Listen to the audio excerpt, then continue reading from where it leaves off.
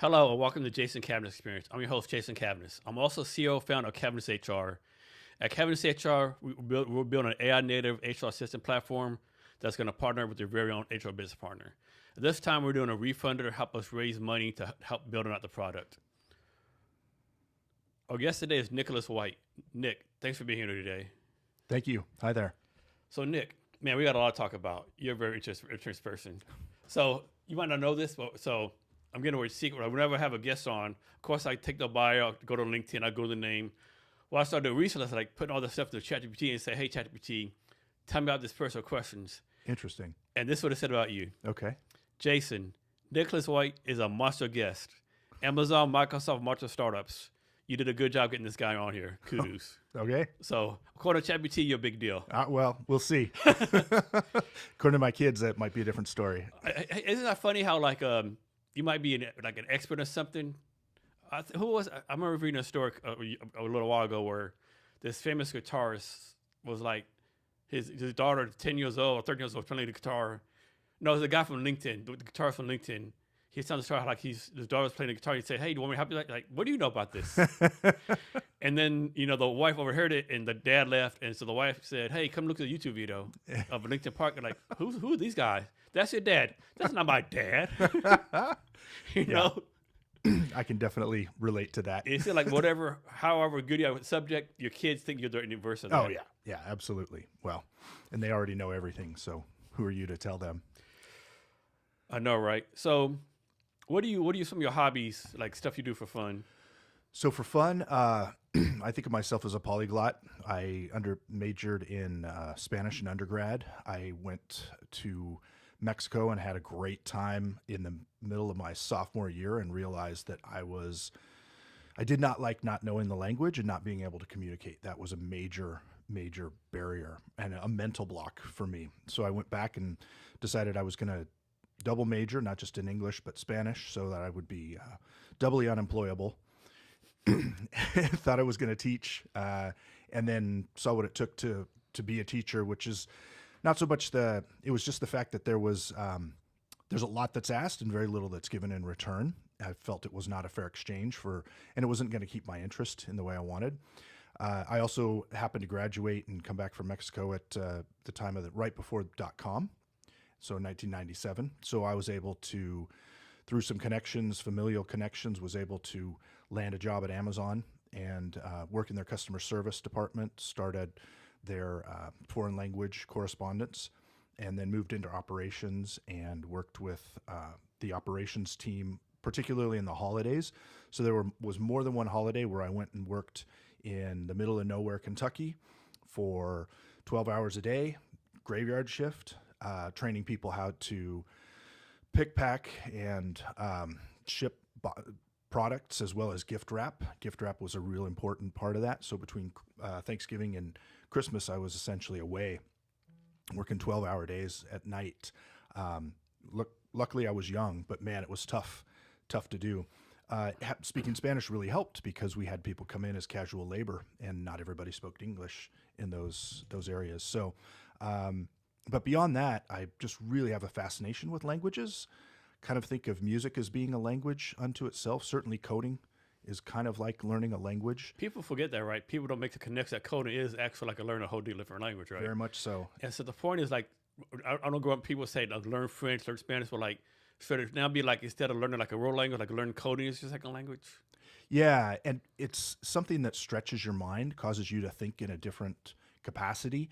And that's really, something that's very interesting to me. One, because I think of myself as a lifelong student. I'm always learning. There's that paradox that the more you know, the more you realize you don't. Kind of the opposite of the Dunning-Kruger effect. And the more I learn, the more hungry I become to learn something new. So lived in Luxembourg for 3 years. My wife was on assignment with Amazon, and they only speak French there, or at least at the time they did. This was about 10 years ago. So if you wanted to eat, you had to learn French. And we definitely did. My kids learned French as well. And I found that I can actually get by in Portuguese as well, because it's similar enough to Spanish. We would spend some time. The interesting thing about living in Luxembourg is that there are a lot of Portuguese who are there as expats who have moved. They moved post-war, and helped build up the steel machinery and the steel industry there. It's a lot like the Pittsburgh of Europe, if you will. And it's also declining in the same way for the same reasons.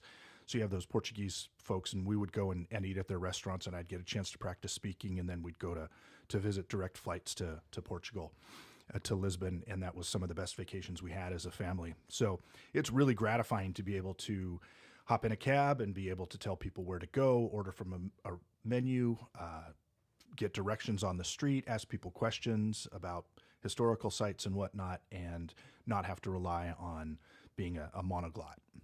I think I went to interesting. So when I was in the Army, I was in Germany twice. I mean, yeah, Germany twice for the family. And like, I think like people in Europe, they're like, oh, Europe is so uncultured, right? They don't realize like we have to like travel like hours to travel somewhere. When in Europe, let's go to Amsterdam today. Let's go to Paris today. It's like, it's not like a quick trip, but still it's doable, right? Absolutely. And we had young kids, they were in like 6 and 8. So we went to Turkey. We went to Africa. We went all over the Baltics, went to St. Petersburg in June, and it was some of the worst weather I'd ever encountered. It was almost like being in San Francisco in June. It was terrible, but rode around on through the canals and got a chance to see that.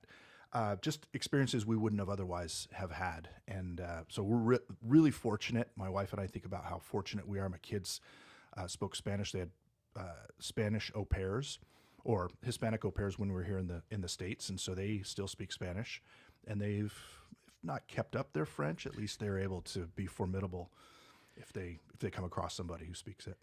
Yeah, I think my best story, but over there one time when he was there, my daughter was like in middle school, I think, or maybe high school. And she had to do a report on Anne Frank, and she was really struggling with it. I'm like, let's go to the Anne Frank Museum. It's like 2 hours away, like, okay.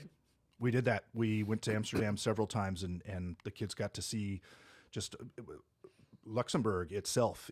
Luxembourg lost 2.5% of its population, whereas most other European countries lost 0.5% to 1%. So they've been a political football for. Yeah, that's one country we never made to. It was never like on the list. Luxembourg. Like, you give it a day. Luxembourg went there, and everything in Luxembourg, England, everywhere else we pretty much hit up. Patton's buried there. There's a huge American I did not know cemetery. That. Yeah, okay. Patton's buried there. There's a huge American cemetery. They have a lot of reverence for Americans because we helped liberate that area, and they gave a lot in comparison to the other Europeans. So it's a great place. That's a stopping off point. It's not a whole lot going on in terms of nightlife. We weren't there for that anyway. It's a lot of professionals kind of roll up the sidewalks at the end of the day. But we saw some great concerts because basically you would start a business if you were on tour as a band, and you'd base it out of Luxembourg because they're a tax shelter. And so one of the stipulations was you had to play at least one show in Luxembourg as a result of that to keep your tax. So what is Luxembourg known for, like culturally or whatever? It's kind of an odd, it's Germanic in a lot of ways, but they only speak French. Well, I shouldn't say they only speak French. The lingua franca to get by just about anywhere is French, but you'll run into places where they only speak German. We went back 2 holidays ago, so in 2023, and it's very different now. There's English everywhere. There's Chinese everywhere, both people and written signs. The language is everywhere. So it's a very different place than even 10 years ago. It's got a lot of money going through it. It's a very rich country. A lot of the banking is holed up there, as well as the EU judiciary. And so, the part of the EU and NATO also? Yeah. Okay. Yeah, absolutely. So Schengen is the treaty that allows you to pass from one country to another, and that's actually a part of Luxembourg. It's a small town in Luxembourg. It's Schengen. So when they say that you're on the Schengen visa, you can go anywhere but the UK. And that's the Brexit stuff, yeah. Yeah, and basically you don't have to, and you can work anywhere, right? So it's in a lot of ways the way we've set things up with the states here. So I know way back in the day, Europe used to have checkpoints in each country. It's like it's more. It's actually Europe now. Do you think Europe wherever did there'll be instead of like Germany, France, they'll be like no, we're just Europe. Yeah, I don't. That's they're so jealously guard their culture and their identity, their language. But with English kind of taking over, it's hard to say. I can tell you one story that my wife and I were she's from Slovenia, and so we were in Slovenia, and we wanted to go into Croatia, but we didn't have a visa, so we thought as Americans we'd just waltz on in, and they stopped us at the border, and we said, well, we're Americans, can't we come in? And we kind of knew that we were trading on that, and that we wouldn't necessarily get away with it, and they weren't. They were like, good for you, you got to go.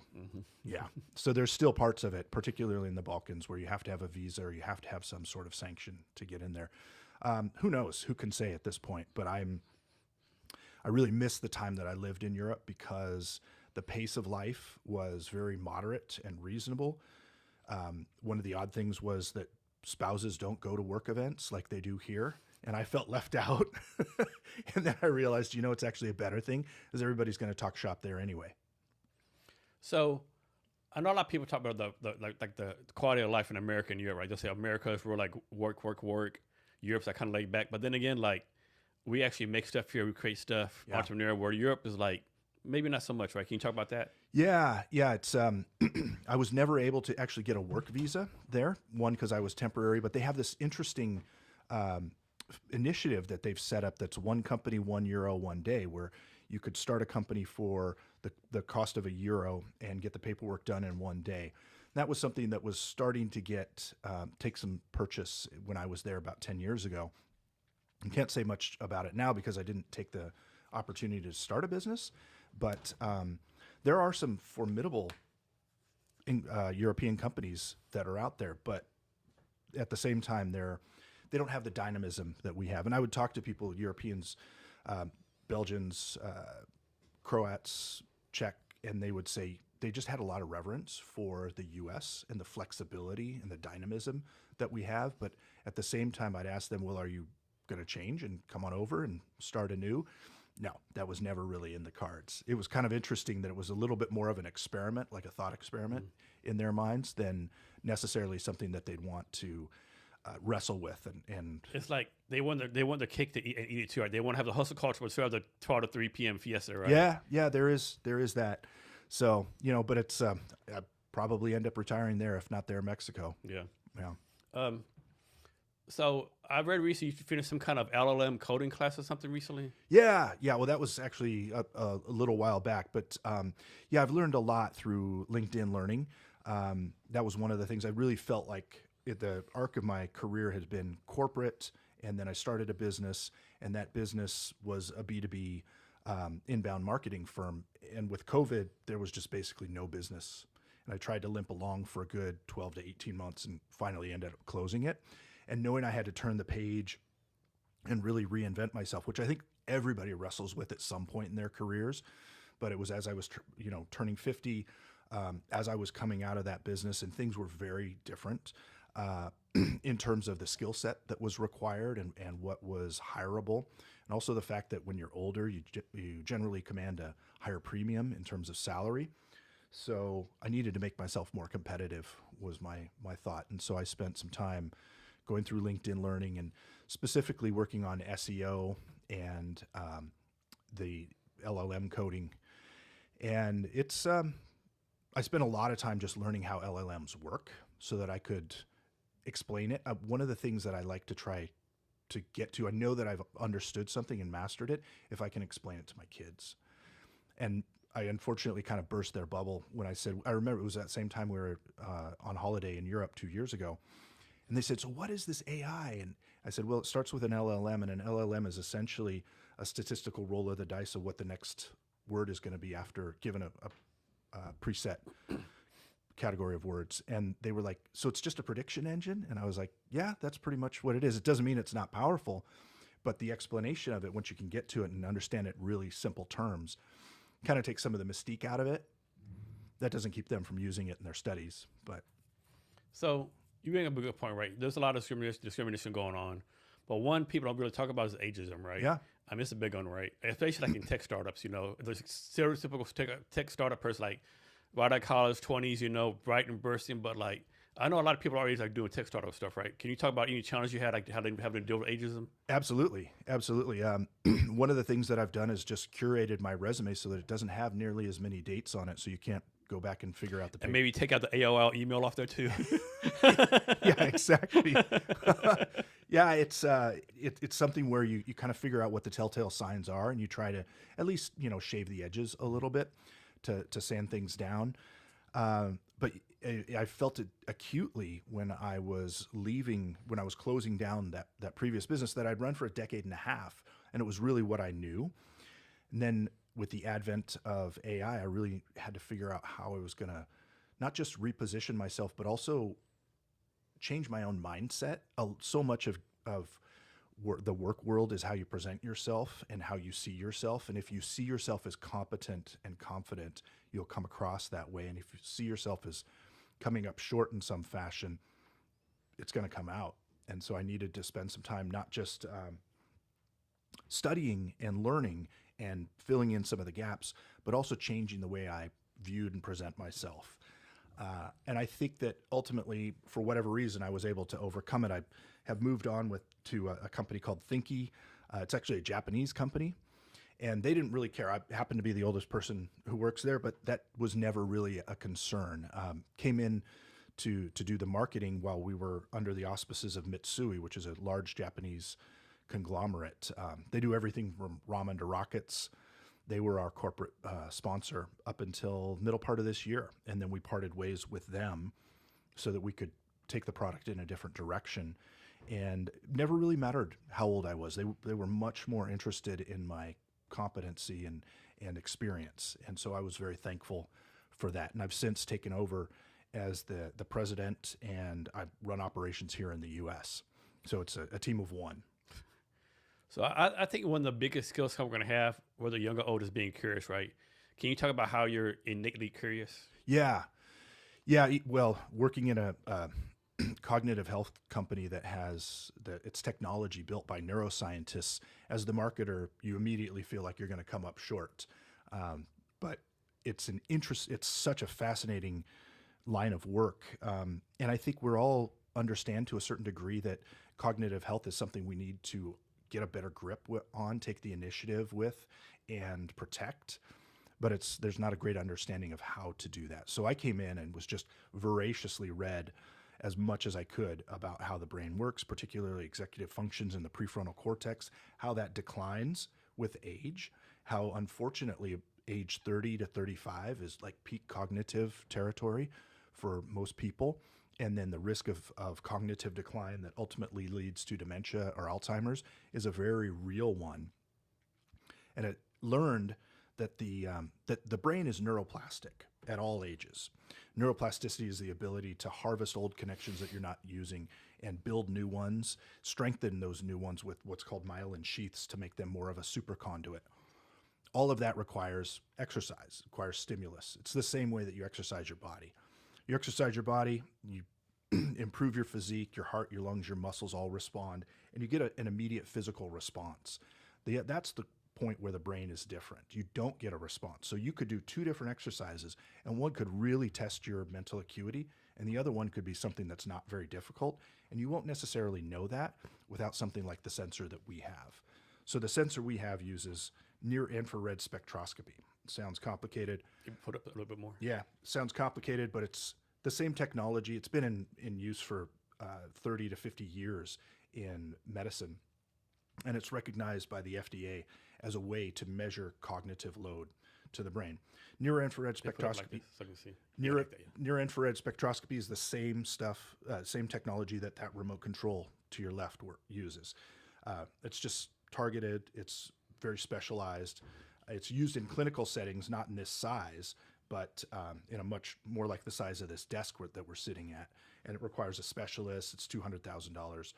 It's much more sophisticated, but you can get a simple sensor like this that costs under $300, put it on your forehead, and it'll tell you what the activity in your brain is at any given moment, regardless of what it is you're doing. So you could be reading aloud, you could be doing simple arithmetic very quickly, studying a language, performing on a musical instrument, any number of things, solving a jigsaw puzzle, and it'll tell you how hard your brain's working. And the curious thing about the brain is that I said a moment ago, it's neuroplastic. So we think of kids as being sponges. That neuroplasticity is ever present and automatic for them. They just soak everything in and they're constantly creating new neurological connections.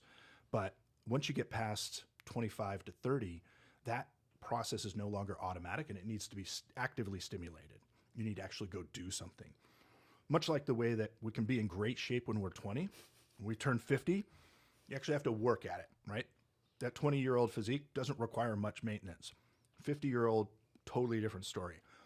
And so if you think about it in that way, we've created what's essentially a step counter for your brain. People use step trackers all the time.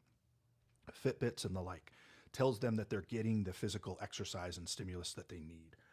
Same thing with Thinkie, but that feedback mechanism is necessary because you need to be able to distinguish between something that's too easy of an activity for you and something that's really truly about 30% cognitive load or better. And it'll tell you in real time, and you only have to use Thinkie about 15 minutes a day every other day. So it's an hour a week. It's not like it's an onerous process where you have to pack a change of clothes and go to the gym and take a shower. It's nowhere near as complicated as that. You just wear the sensor, get the stimulus of your choice, do that for 10 or 15 minutes, and you're done. And then it'll keep a record of where you're at. And the other thing it does is it'll take your brain age. So I'm 52. When I first started working with Thinkie, I took my brain age. It was 64. I was not happy with that. I could tell that there were some issues that I needed to shore up. That, walking into a room and you're like, why did I do this? What did I come in here for? Or not remembering people's names. Or what happened for me was the inability to come up with the word that I was looking for. And so that's a mental processing issue. And that's not oftentimes the one that people notice first. The one they notice first is recall, is short-term recall, not being able to switch between two different ideas or two different concepts and keep a linear train of thought, or being able to remember somebody's name or where the car keys are. For me, it was more about being able to come up with that word. Yeah, I have trouble with that too. A lot of time, like, I know the word, I can think of it, and then 10 minutes later, or it's way too late. Okay, that's the Then word. it comes to you. I have trouble. Yeah. I know it's on my tongue. Like, man, what is it? What is it? Damn it. Yeah.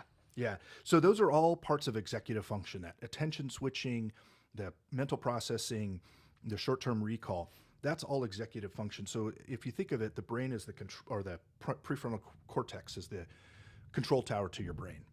So it takes everything that your brain's doing and helps you interact with the world. And then when you get feedback from the world, it then helps you. It's the first part to interpret that feedback. And if you've worked with somebody or encountered somebody who has cognitive decline or dementia or Alzheimer's, those are the things that don't work. They can't keep more than one thought in their head. They have a hard time remembering things you just told them, following a train of thought. They're not able to come up with the words that they're looking for.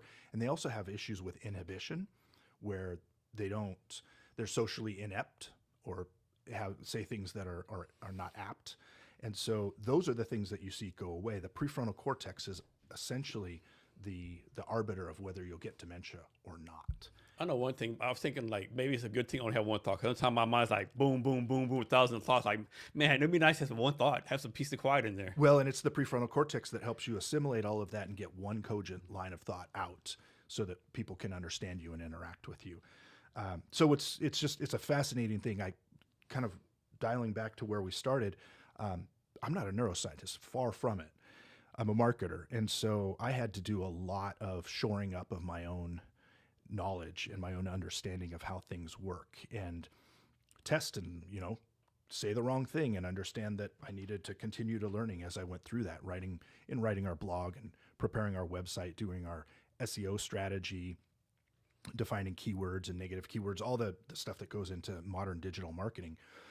But my curiosity, just that sense of wanting to continue learning and getting better at something, it helped propel me and get over that hump where if you don't have that, it's going to be really difficult for you to refashion yourself into something else and repurpose your career. Have you all been able to prove any kind of correlation between using Thinkie and preventing Alzheimer's? So we're a general wellness device. We're not FDA certified. We've decided not to go down that route right now. That would constrain our market opportunity, and it would take millions of dollars in a couple years. Instead, we want to make this available to people now. But we have conducted 3 randomized controlled trials in France, Japan, and the US, University of California, Santa Barbara, that show that if you use Thinkie, you can reduce what's called your brain age. That's the initial assessment that I mentioned a moment ago. When I first started using Thinkie, I took my brain age, it was 64, 52. I've got it down now into the mid 40s. And so I feel really good about that. And I can tell that my cognition is different. I can tell that my recall is better, that my vocabulary is more on demand and accessible. I'm able to switch my attention amongst two or more topics really, and be able to keep that train of thought. And that's what the randomized controlled trials show, that you can do that with proper intervention, but you have to actually do it. It's like getting a gym membership and not going to the gym is not going to accomplish the goal. But luckily, like I say, it's not even as onerous as physical exercise. It's just 15 minutes a day, every other day. And you can do whatever it is you want. We can give you exercises that'll test your recall, test your processing speed or your attention switching, or you can choose your own activity. So you could literally do anything you want, and it'll tell you whether that's testing your brain in a way that's going to be beneficial or not. And talk about how y'all make this, like what kind of materials. Yeah. Is it like some kind of dangerous cosmic ray and penetrating your brain, you know? This is just a measurement tool. This does not stimulate your brain in any fashion. The stimulus comes from the app. So the app and the sensor go together. And there's numerous apps out there that don't have sensors. So it's a well-tested field. And all of them are pink, or they come in different colors? They come in different colors. We have a surfeit of pinks right now. But the reality is, once you snap it into the headband, you can't really tell what the sensor color is in the end. Yeah. So that's more of a marketing gimmick than anything else. We found that in the US, the black sells the best for whatever reason, but we offer it in a variety of different colors. So this is a patented design. It's got this sort of butterfly opening. It doesn't matter where in your head it goes, it has to go in the front? Yeah, you do. You want to wear it in your forehead, so above either eyebrow, because those are the two lobes of the prefrontal cortex. And there's a different mental function in the center. So you want to make sure that you've decidedly gone one eyebrow or the other. So random question real fast. Before you started Thinkie, I'm guessing your knowledge about all the stuff was like about the brain was like 0. What is it now? Yeah. Well, compared to a neuroscientist, probably like 3 on a scale of 100. But before you started Thinkie, it was it was definitely a 0. Yeah, no, it's more the point that my cognition is better because I use Thinkie on a regular basis. There's always more knowledge to learn, but how you process it, retain that, use it to interact with the world, I feel a lot stronger as a result. And that's what our randomized controlled trials show. Is it doesn't really matter what age you are if you've got proper intervention. Is there a minimum age? Like, can kids use this, or is that not really for them? Kids can use it, but as I said before, neuroplasticity is already something that's ever present for them, so they don't really need it. Okay, I'm asking this question about how about somebody's like, I don't know the correct term, but somebody like kind of slow, special needs. How about, It can potentially help. We have data that shows that it can improve their cognition for really anybody. It's mainly intended for people who have normal cognitive function, like us, are not in cognitive decline, and want to protect against falling into cognitive decline. Okay. Same reason you would exercise to avoid heart disease or other ailments. Let me think what else. Like, is there a recommended time for people to use this? Like, can somebody use this like 2-3 years, or is it like, okay, use it for 6 months? You don't have no results, like stop using it, or how's that work? There's a plateau that some people will run into where they will maintain their cognition. Much like if you're exercising your body, you're only going to get to a certain point. You may not look like Arnold Schwarzenegger or whoever you're. I mean, genetics have a lot to do with it, right? They do, and along with brain health, genetics have a lot to do with it. Lifestyle has, from what we can tell, even more to do with it. Like, we're all headed towards cognitive decline at some point in our lives. Yeah, unless we get the Elon Musk Neuralink on our brain, right? And that's a whole different. Well, that's much more involved. Is that on the product roadmap? Put Thinkie inside people's brains? Not for us. Not at this point. No, this is something that you can pop out of your pocket, put on your forehead, and go. And you don't. We're exploring ways that you can. That we can brand these for corporate wellness. So if you Microsoft or Amazon wanted to use these and have their own brand to it, then that would easily be done. Can people exercise for this on their head? Like, Yeah. like run or lift weights or whatever? You absolutely can. Like sweat? Does the sweat in the forehead affect The sweat it? generally does not create a problem. You don't want hair in the way. Okay. And because it uses light, if you're in bright, intense sunlight, you want to make sure that the headband is fully sealed across your forehead so that it's not letting extra light into the light sensors. And what's like the highest temperature and the lowest temperature y'all have used this at? That's a good question. I don't know that we've put it in real extremes. I know I've worn it in the winter and it works no problem. In the summer, if you're a particularly sweaty person, you can start to obscure the lens. But most of what the way that we recommend you use it is that you not do it while you're exercising physically, because you want your brain to be focused on the mental activity. That makes sense. Yeah. And so you kind of keep the two domains separate from one another. I'm guessing like if like for me, like suppose I'm like in my room by myself, just complete silence. My brain acts one way versus me like learning how to code. It acts a different way. Okay. Yeah, absolutely. But the thing is, with coding, while you're learning, this is what we're really trying to do. Is it's almost like flashcards if you think about it. One of the best exercises you can do is read aloud while you're wearing Thinkie, because that requires a lot more of your brain. You have an audience generally. You are thinking about your diction. You're predicting the words, the pronunciation of the words that are coming up, and you're also listening to yourself utter the words. So that's a much more sophisticated activity for your brain. Another one is very simple, and I can show you some of these. Very simple arithmetic done rapidly. So 6 times 5, 5 minus 1, 2 minus 3, 6 times 2, so on and so forth. And you do that as quickly as you can. And that's actually part of the brain age assessment that we give. We test your mathematical skills of just real simple arithmetic as quickly as you can. And then we test your recall. And you remember the game Simon with the colors? Yeah. It's much like that. So you're chasing the dot around the screen and remembering the sequence. And then the last one is about attention switching, where we give you letters and numbers, and you have to find A and then number 1, B and then number 2, and they're scattered randomly across the screen. And you do that as quickly as you can because you're thinking in 2 different domains. You're thinking letters and then numbers, and you have to find them randomized across the screen, and you do that as quickly as you can as well. And then it will give you a brain age. And like I said, early on, I was very displeased with the brain age that I got, but I've been able to drop that by about 20 years. Does it predict future? Like, does it predict your future age? It cannot predict your future, Okay. right? But it's much like anything else in this world. It can give you a sense of where you line up with a cohort of people your age and a cohort of people who have the same brain age as you or have had the same trajectory as you. But, you know, like a lot of things, we exercise to stave off physical ailments, but that doesn't mean that one of them is going to strike one of us individually, uniquely.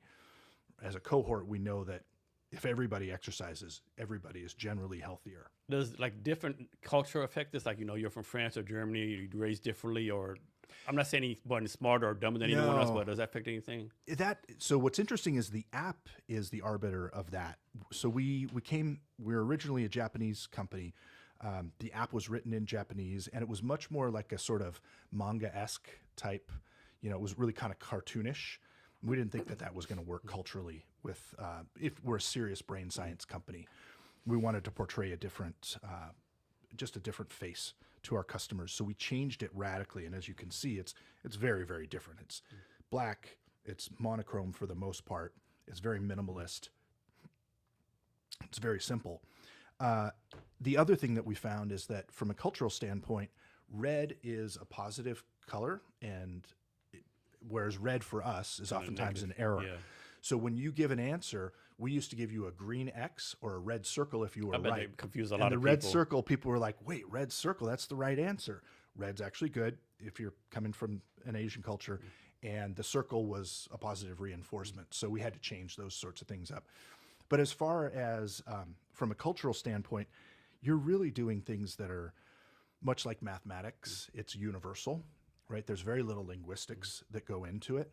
And from a cultural standpoint, we haven't found that we did some randomized controlled trials in France, and we found that they responded as well as Americans and Japanese for the most part, if you control for age. So no, we really haven't found that there's any issue there. How about people with mental illness or mental illness in their families? That's a hairy issue. So mental illness as opposed to cognitive issues is something very different. And of course, there's a spectrum there where sometimes people lump in ADHD and autism as those sorts of conditions. Really haven't done any research in that regard. Um, I'd be curious to see, but right now the vast majority of us have normal cognition and want to do something about it to preserve it. So that's who we're trying to serve. And you'll like mass produce these in some kind of factory somewhere? Yeah, they're made in Japan, so they're probably over-engineered for what we need. It's essentially injection molding, and then the sensors are patented, as well as this butterfly hinge is patented. The sensors are interesting because there's two of them, one of which reads 2.5 centimeters into the brain, through the skin and the skull, into the gray matter, and the other one reads the blood flow on the surface of your skin, so that we can subtract that away and really only measure the brain's blood flow itself. Can you talk any about the kind of tech that goes into making this? It's a pretty simple device in a lot of ways. So near infrared sensors are pretty standard.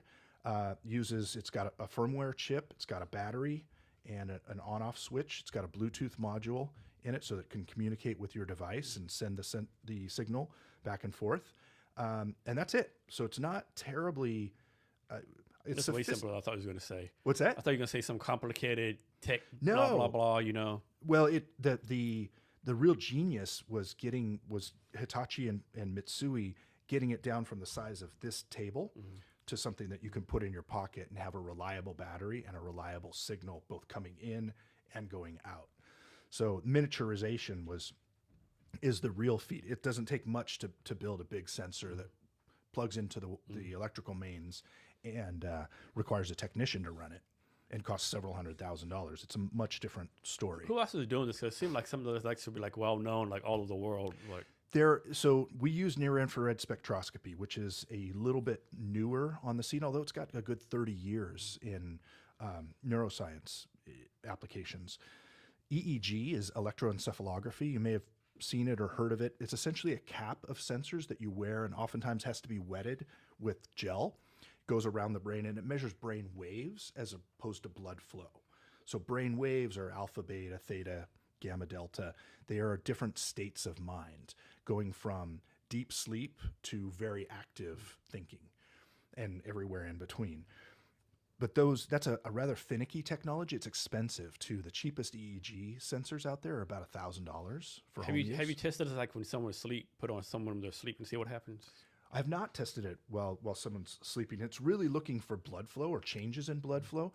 So you're going to have less mental activity, at least in your prefrontal cortex, because the prefrontal cortex, again, takes everything that your brain's doing and helps you interact with the world and interpret the world. And because you're essentially inert when you're sleeping, there's other parts of your brain that are more active than the prefrontal cortex. Because your brain actually never goes to sleep, right? Is what I've heard. Again, not a neuroscientist, but it's different parts become active in different ways. And the PFC gets a chance to rest because you don't have to interact with the world. Okay, that makes sense. So I think the term marketing is like your ICP. Yeah. What's your ICP for Thinkie? We really have a couple of different people that we've positioned this for. Obviously, active seniors, people who are 65 years of age and above, who are concerned about their cognition, want to stave off mental decline, preserve the cognition they've got, and even improve upon it. Then there's people who are, say, 35 to 60 years old, and they have already exited the period of neuroplasticity, but they are invested in their careers. They're generally knowledge workers. Biohackers is essentially people who use nootropics and other ways of improving both their physique and their cognition. Those biohackers are looking for peak performance. That's a very different set of concerns than cognitive decline. And so they're also a very different age group, and they have different things that are important to them. And then kind of wrapping around all of those is just about it. People of any age who are caregivers. Caregivers run multiple times. The Alzheimer's Association put out a study in the summer that said as much as 6 times as much risk if you're of cognitive decline if you're a caregiver of a cognitive patient. The reason is there are various reasons for that. It's manifold. You are not taking care of yourself as much as you would be because you're caring for somebody else. You are not getting the sleep and the exercise and the diet that you need. You're also not getting the adult level interaction generally. So your cognition tends to get dampened as a result. So caregivers are really they're the people, if you think about the analogy of the painkiller versus the vitamin, they're the ones who are looking for the painkiller. They're really concerned, and they have a very immediate concern about preserving their cognition. Whereas active seniors and biohackers are generally more looking for a vitamin to protect against future effects as opposed to deal with something that they're experiencing now. So those are essentially the three different targets. We approach them all very, very differently, as you would imagine. So next, talk about the business model to include like how much you charge, like, and how you make money, and then like how did you determine the correct pricing for this product? Yeah, well, it's not easy because there's really no other near infrared spectroscopy sensor out there that does cognitive training. There are other, like I said, there are apps out there that do cognitive training, but they don't have a sensor. So you don't know, you're unable to distinguish from one activity to another. And that really doesn't do you much good. You just have to take it on faith that you're doing the right exercise. It's almost like being on the treadmill and having the readout blank. You have no idea really what you're getting, what your heart rate's at, what your intensity level is. There are sensors out there that use near infrared, and those sensors are focused on things other than cognitive training, like mental well-being, a sense of calm, or sleep hygiene, which are, of course, very important, but they're not going to protect and preserve and improve your cognition. So we sell this, and it's taken us a little while to figure out what the right price point is. We sell this for nominally $299, one-time purchase. We've come up with, we were selling it as at $249, one-time purchase, and then a $9 a month recurring subscription, or you could pay $79 a year. And we found that people were just leery enough about, and it's a new enough category and a product in a category of one in many ways, that we found we needed to be much more flexible. So we now sell it at $299, all you can eat for the rest of your life. You get access to the app for the rest of your life. It's a one-time cost. At $249, you can get access to a reduced version of our app, to a simpler version. We call it the basic version. And then there's also a flex, which we've found has worked really well for people. It's essentially a lease model. You buy the Thinkie sensor at $35 a month, and then after a year, it's yours to keep, and you get full access to the app. With the flex, you can cancel it anytime and return it to us if you want, no questions asked. So this is going to be kind of like a dark question. Like, well, suppose John Bob, 72 years old, he buys your product, pays $209 for it, $9 a month, and then at 72 days and 4 months he dies.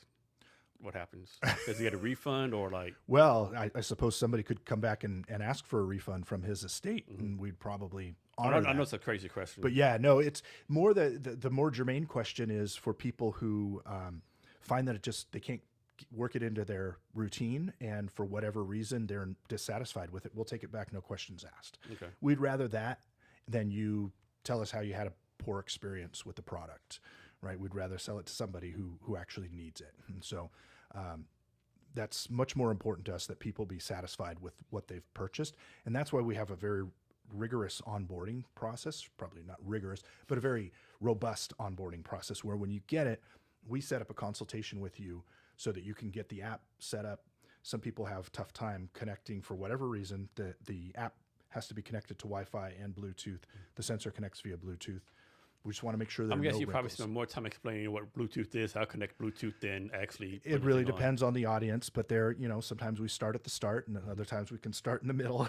But either way, it's more important for us to understand what it is the person wants to get out of it. Our customer, like, are they looking for protection or peak performance? Are they looking for to improve, to lower their brain age, to make their processing faster?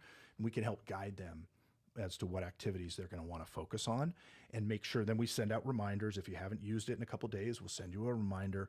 You can share your score with other people, whether that be a caregiver or another loved one or just the community at large. And there is a certain aspect of this competitiveness, which in the end is kind of like gamifying it, so to speak. We gamify it, but in the end, it's kind of like bodybuilding. You can only exercise your own body. Comparing it to somebody else's only goes so far. Really, what's more important is what's the progress that you've made over the time that you've put in, and how might you improve upon that? Do you have to follow I think it's called HIPAA rules? So our data is encrypted, and it's stored in AWS servers, and we only have access to it in the aggregate unless a customer asks us to pull down their data and share it with them. And we do have a way for clinicians. We've just recently started selling to people who do neurofeedback in their clinics. There are wellness clinics all over. I've been making calls to those in the Puget Sound area who don't have an assessment and measurement tool for cognition. For them, we offer a more robust version of our database, it's really our dashboard and the data that's there, so that they can keep track of people on an individualized basis. But they're bound by HIPAA, and we keep our hands off the data except in the aggregate, because that's what's most important to us. And so, like, post Tom Brown gets this, then he can tell you, I want my aunt to have this, my cousin to have this. They tell you who can have access to it. That would be up to them, right? That's their disclosure of their data. We're not going to give that. Is there a limit of how many people can have access to the data? We've only had people ask for maybe one or two others. It doesn't, theoretically, there's no limit, but we'd probably want to, we would put some safeguards in place to make sure that if you're opening this up to a bunch of different people, we want to make sure that that's deliberate and you know what you're doing. And like, suppose Tom Brown gives his access to his wife. It's like, does the wife get some kind of password, and how's that work? So we would just create another account for them. Yeah, they would have access to the same data with a different login, or they could use the same login. It's really up to them. But that doesn't cost us anything. Okay. So moving on to something else real fast. Yeah. How did working in corporate impact you and make your entrepreneurship life like kind of better? Like, what do you learn during that process? Well, working in corporation, I started with Amazon when they were pretty small and just had the one warehouse in Seattle. And seeing that grow and that growth, and people come in and just have varying levels of competency and ambition and contribution, gave me a real quick study in the fact that corporate America is pretty mercenary in a lot of ways. And we're seeing it more now, in the sense that there's really no loyalty to employees. I think that's always been the case, but there was an expectation that employees would be loyal, and then it was kind of the scales fell from everyone's eyes around COVID, and realized, wow, I'm not really getting necessarily a fair shake, or this isn't the deal I was looking for. And that's probably my main concern or quibble with a company like Amazon, is they will take and take and take until you have no more to give. And I've seen that both myself as well. I mean, you hear all the horror stories of Amazon. Like, after people work at Amazon, they're say it's the best place ever. I'd heard those stories like, of course it depends on business. Like, hey, it's like Monday at 5 p.m.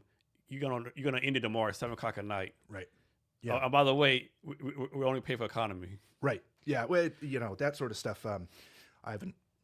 Not interviewing at Amazon anytime soon, but having seen it, both myself and my spouse, they're getting their money's worth out of everybody who's employed there. People don't realize like where the company you work for, like it's not a nonprofit, right? If someone pays $100,000 a year, they expect probably $200,000 or more of profit from you, right? And rightly so, and I had that experience with Microsoft. I was there for 5 years, really enjoyed my time. I think I just came to the end of the road where I realized I'm not as geared towards large corporate structures as I am towards being an entrepreneur. And it took a while to figure that out. But when the opportunity came along to open my own marketing firm and essentially do the same thing I was doing at Microsoft, but with access to other brands and other companies, and really be able to be the decision maker, that's not to take anything away from Microsoft. I had a very good time there. Just realized that I wasn't as geared towards it. And this is a conversation I have with people all the time, that some feel like they're more startup oriented. Other people feel like they want the security and predictability, to an extent, of a large corporation. And for me, it's the former. For my wife, it's the latter. It works out really well as a partnership, ultimately. And you're born and raised here in Seattle? I was born in Arizona, but I moved here when I was 3. And I grew up here near Northgate, went to the U for undergrad.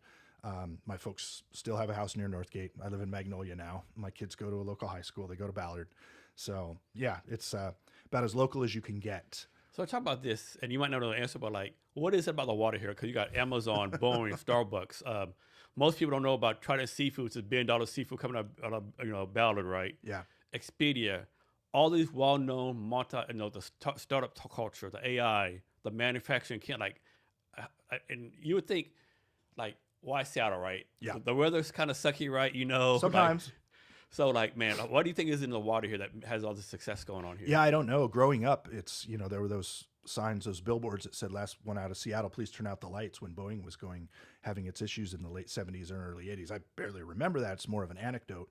But a diversified economy, I think a big part of it, there was at one point, more than a decade ago, I had read that we were the best educated workforce in the country. And so that was not terribly surprising to me. I don't know if that's still the case, but we clearly hold our own. So I think that's a big part of it. Being a gateway to Asia helps a lot in terms of diversifying the economy. We've just got a lot of different things in play. And so I think we're really resilient in a lot of ways that other municipalities, other cities are not. So random fact, I learned this recently. The flight time from here to Tokyo and here to London is like about the same time. It's about the same. Yeah, which is I saw that. I was like, what? That can't be. There's a lot of water to cover to get to Tokyo, but it's about the same. And we're kind of tucked up here in the corner, so South Alaska. Yeah, they do say that. Yeah, a lot of we're an afterthought for so many. Like, so I many didn't others. realize this for a long time that we're actually higher up north in Boston. Yes, that blew we're the me highest, away. And this is the other thing. So my wife grew up in Chicago and had never used a parking brake in her life.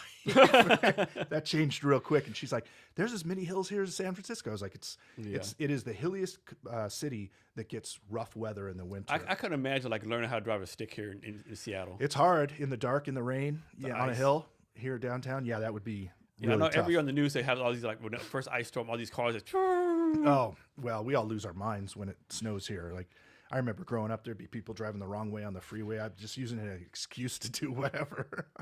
Yeah, it's kind of, it's comical to a certain extent. And as long as nobody gets hurt, I love watching the kids go down the counterbalance in Queen Anne and when it's all snowed over, and some adults too.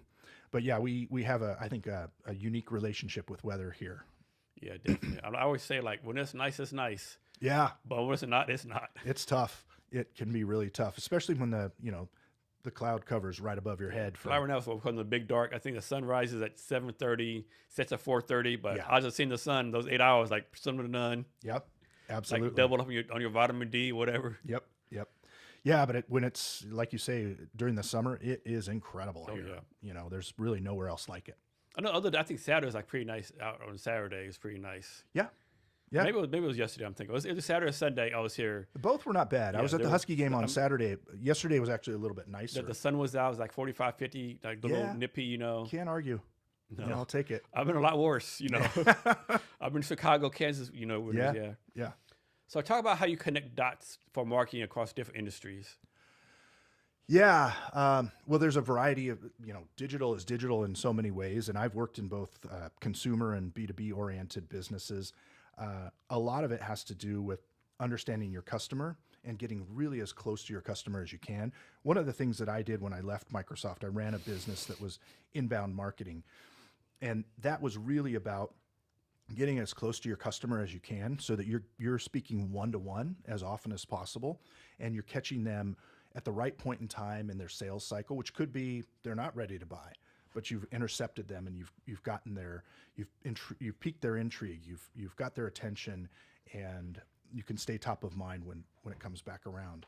So there are similarities across, I guess I worked in tech pretty much the entire time, so I wouldn't know much about CPG or selling real estate or insurance. But really, when it comes down to it, as marketing, I try to approach it as a revenue center, not a cost center. That we should be driving a return on investment that is far greater than the investment itself, and it can take a little while to get there. But knowing your customer and getting your customer, understanding them as best as you can, so that you can communicate with them on a way that feels one-to-one, intimate, is super important. And it's really the crux of your success. And then from there, one of the techniques that we had pioneered when I was running my marketing firm was bringing in customers or envoys for the customer, voices, highly trafficked websites, podcasts, YouTube channels that could then come in and help design the next iteration of the product, or help road test the roadmap or the marketing positioning and messaging, get them to essentially serve as a proxy for your customers so that you can get that much closer to them. And then you transfer that ownership to them. And again, this works in B2B or it works in consumer. You may have had the idea already, but if they leave that interaction thinking it was their idea, and then you come back and close the loop and say, hey, we implemented your idea and that's yours, your ownership. Why don't you go tell people about it? That costs you nothing. But it's the currency on which we all trade. Even before we look to get paid as podcasters or advertisers, ego, understand, knowing that you had an idea that somebody listened to and implemented is a powerful, powerful thing. So what is digital media? I mean, digital marketing, right? I think some people think, oh, I have an Instagram account. I'm doing digital marketing, right? What is digital marketing? What does it all entail? Digital is just essentially a way to scale, right? So that you're not sending flyers out in the mail at a high cost, so that you're not. That's your water fee if you need some water. Oh, hey, thank you. You're not reliant on so much time and place that you can intercept customers in a different fashion. That's really the way I look at it. It's the same as having a billboard out on the street or on the side of a bus or an ad in a paper or on the radio. It's just a way for you to get that much closer to your customer because you have a much richer data set about who those people are, what they need, and you can figure out the gap analysis between your product offering and your pricing and your packaging and what they're actually looking for. So talk about the never-ending conflict between marketing and sales. I don't know. It sounds like each one blames the other one, you know. I see it as a symbiotic relationship where sales is usually closest to the customer, although there's no excuse for marketing not to be there as well. And they can help one another. It's a question of incentives, often more than anything. That salespeople are oftentimes incentivized in a way that is rather short-term, and marketers are less so. And that's where I see the conflict coming up. So if you can change the incentive structure that they will work together and help have 1 + 1 = 3, that's really the dynamic that you're looking for. That's sort of, again, it doesn't always work out that way, and not everybody is philosophically aligned in that way, but that's what I see as being the main driver of conflict or issues between the two.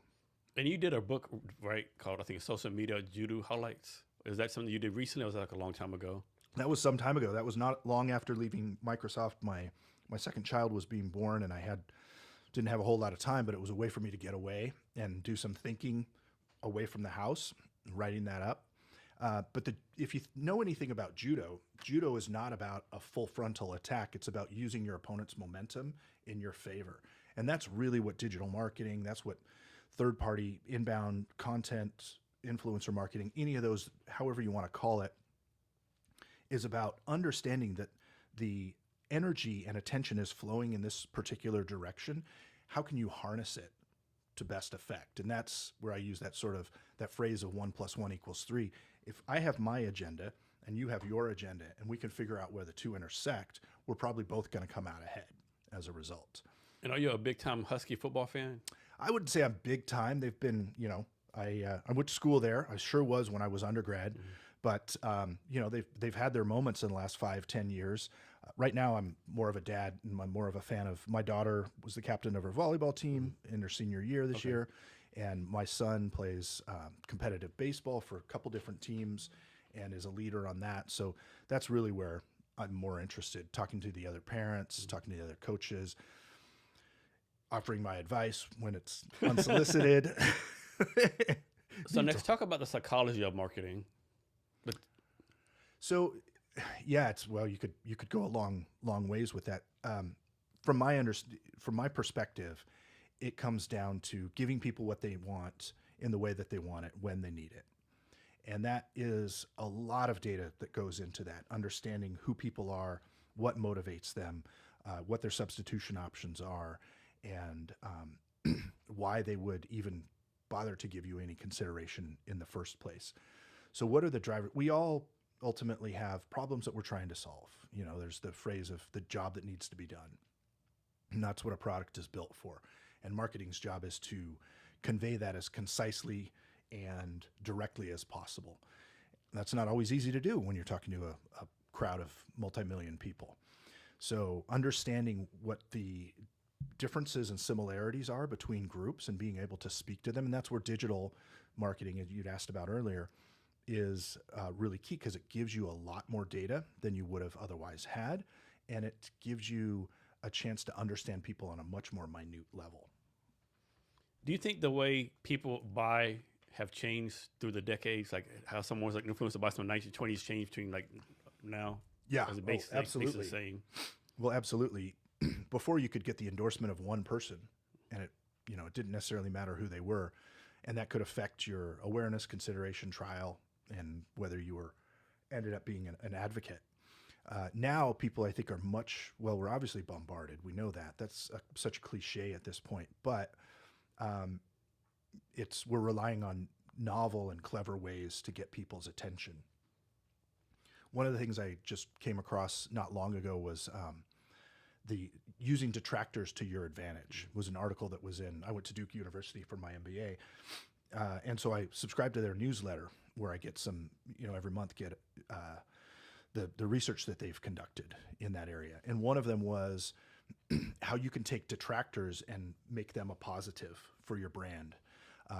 That there were small companies where somebody had said, this business is, not paying attention to its customers and really doesn't have the right idea about how to serve us. And so they took a negative slogan, made T-shirts out of it, sold it as merchandise, got a better reaction as a result. And the distinction that was interesting there was that, one, you have to play along.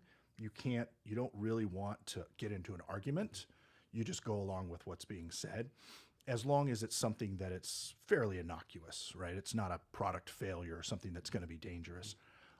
And the other was that it depends on who says that. If somebody complains and they're somebody's grandmother, probably not the right person who you want to quote on a T-shirt. But if it's some young buck on Instagram or YouTube, and you take that and turn that into your favor, that's actually a great example of using of a judo move, of using somebody else's momentum in your favor to accomplish your own objective. Yeah, I'm thinking that depends on company too. Like, have you ever seen the Wendy's Twitter account, the social media for Wendy's? I haven't spent time with it, no. Oh man, it's insane, right? I mean, they actually roast people, right? It's pretty funny, right?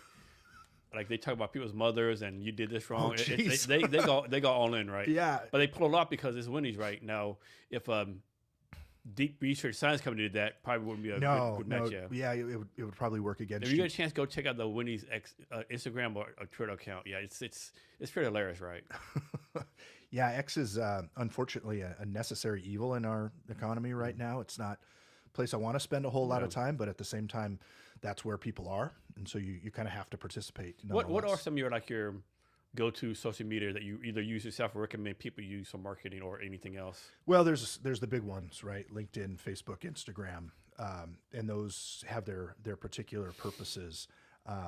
YouTube as well. We use those pretty liberally for ourselves, but I'll be honest with you, I've been a Reddit user for over a decade, and that's where I get a lot of questions answered. And it's interesting how much that is feeding into AI answers to the zero-click responses or zero-click searches that really kind of seem to have started earlier this year. A phenomenon called GEO instead of SEO, it's GEO. It's generative engine optimization. And so having citations on Wikipedia, on Reddit, and customer reviews, those carry a lot more currency than necessarily these mass trafficked, flash in the pan sort of media. And Reddit's to me like not blogging, but like written. There's no video on Reddit, right? Yeah, there's, come to think of it, I guess you can post a video to Reddit, but no, it's essentially text. And honestly, it's kind of, maybe it's a generational thing, but I would rather read a block of text than sit through a video, because at least I'll know what I'm getting with a brief scan, as opposed to having to sit through the video. With a video, I just turn on the transcript anyway and follow through. So in the end, the video doesn't really accomplish very much for me, unless it's like an instructional. Yeah. If I'm trying to learn a new song or something, then it's a different story. So I know every social media platform has the reputation like being like trash sometimes, but like I've heard like I never use Reddit, but I've heard like all these subreddits like go down like dark holes that like really like toxic titty and all kinds of stuff. There's something for everybody on there, regardless of your proclivities.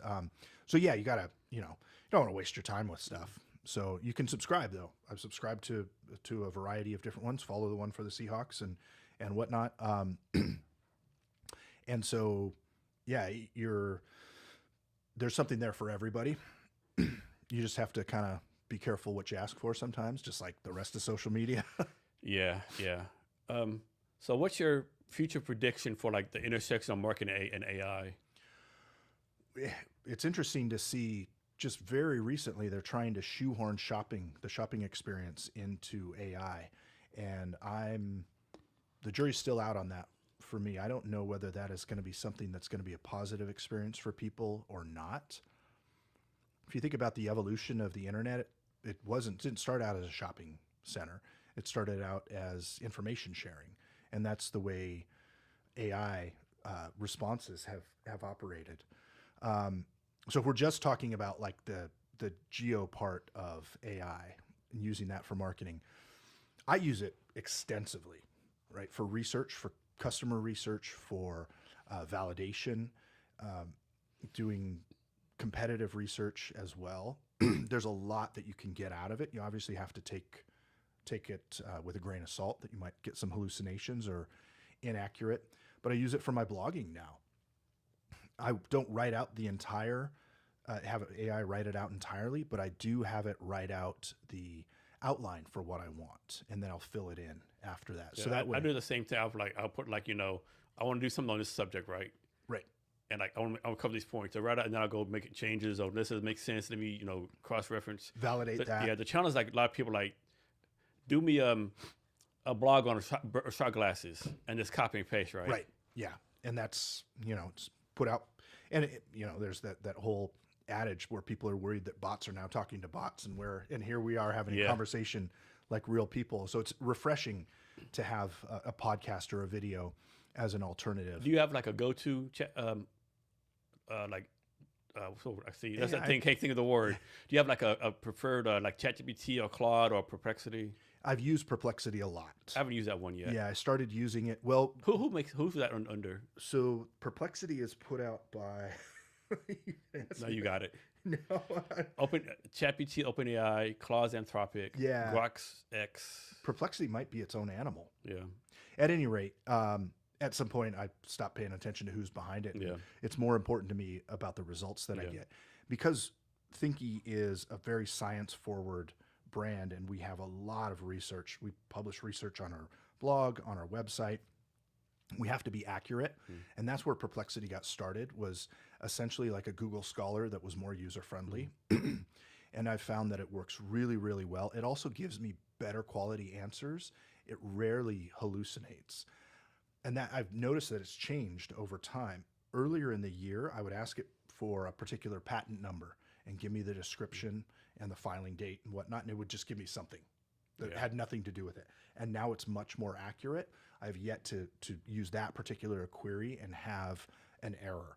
And so I trust it more as a result. Whether I should or not, it's a different question. Yeah. Have you used Notebook LM yet?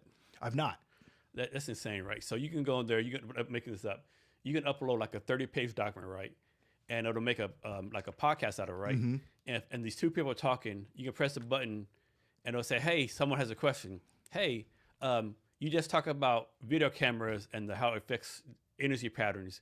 Does that matter, like electrical voltage? Great question. And it'll answer it like that. Huh. Well, that's fascinating. That's I could see us using that. We're kind of in our prime selling season right now, so we're not doing nearly as much content creation as we are just outreach. But as we get into next year, I could see that could be an interesting way of putting. Almost feels like it's destined for a webinar. Yeah. Like you could use it, so you can use it in real time. Yeah. It's insane. Yeah, that would be interesting. We've done a fair amount of webinars ourselves, and we find that we get good response for that. So having that interaction at that level could be intriguing. What's your what excites you about the future of tech? Oh, well, there's stuff to be. One of the things I'm nervous about is the fact that entry-level jobs are going away, and we can talk about that in a minute too. Yeah, my kids are finishing high school and going into college, so that's a real concern. What's exciting to me, one of the things I find, and it makes you have from the microphone like this. Oh yeah, and one of the things that I find is just fascinating is that is the number of entrepreneurial pursuits that are out there. So I advise a number of different startups, and the ideas that people come up with. There's I've come across some just amazing things, problems I didn't know I necessarily had, but and certainly wouldn't have thought of the solutions. But there are some really sharp people out there who are in their 20s and 30s who, for whatever reason, are not interested in a corporate job and instead are building something. And it's really gratifying to work with those people, to just be exposed to the level of thought and ideas and risk taking that goes out there, because that helps reinforce my own position as well. Being an entrepreneur is not always easy. It's actually rarely ever easy, and it always feels risky. So knowing that there are other people out there that are doing that, and they're doing it all over the world. They're doing it in other languages. They're doing it in other markets and economies. And I find that really inspiring in a way that it creates this sort of global cabal of us, or community, where we can at least use each other, if nothing else, as an example for risk taking, and that, if they can do it, I can do it too. So I think it's what someone needs to figure out, right? Two examples, right?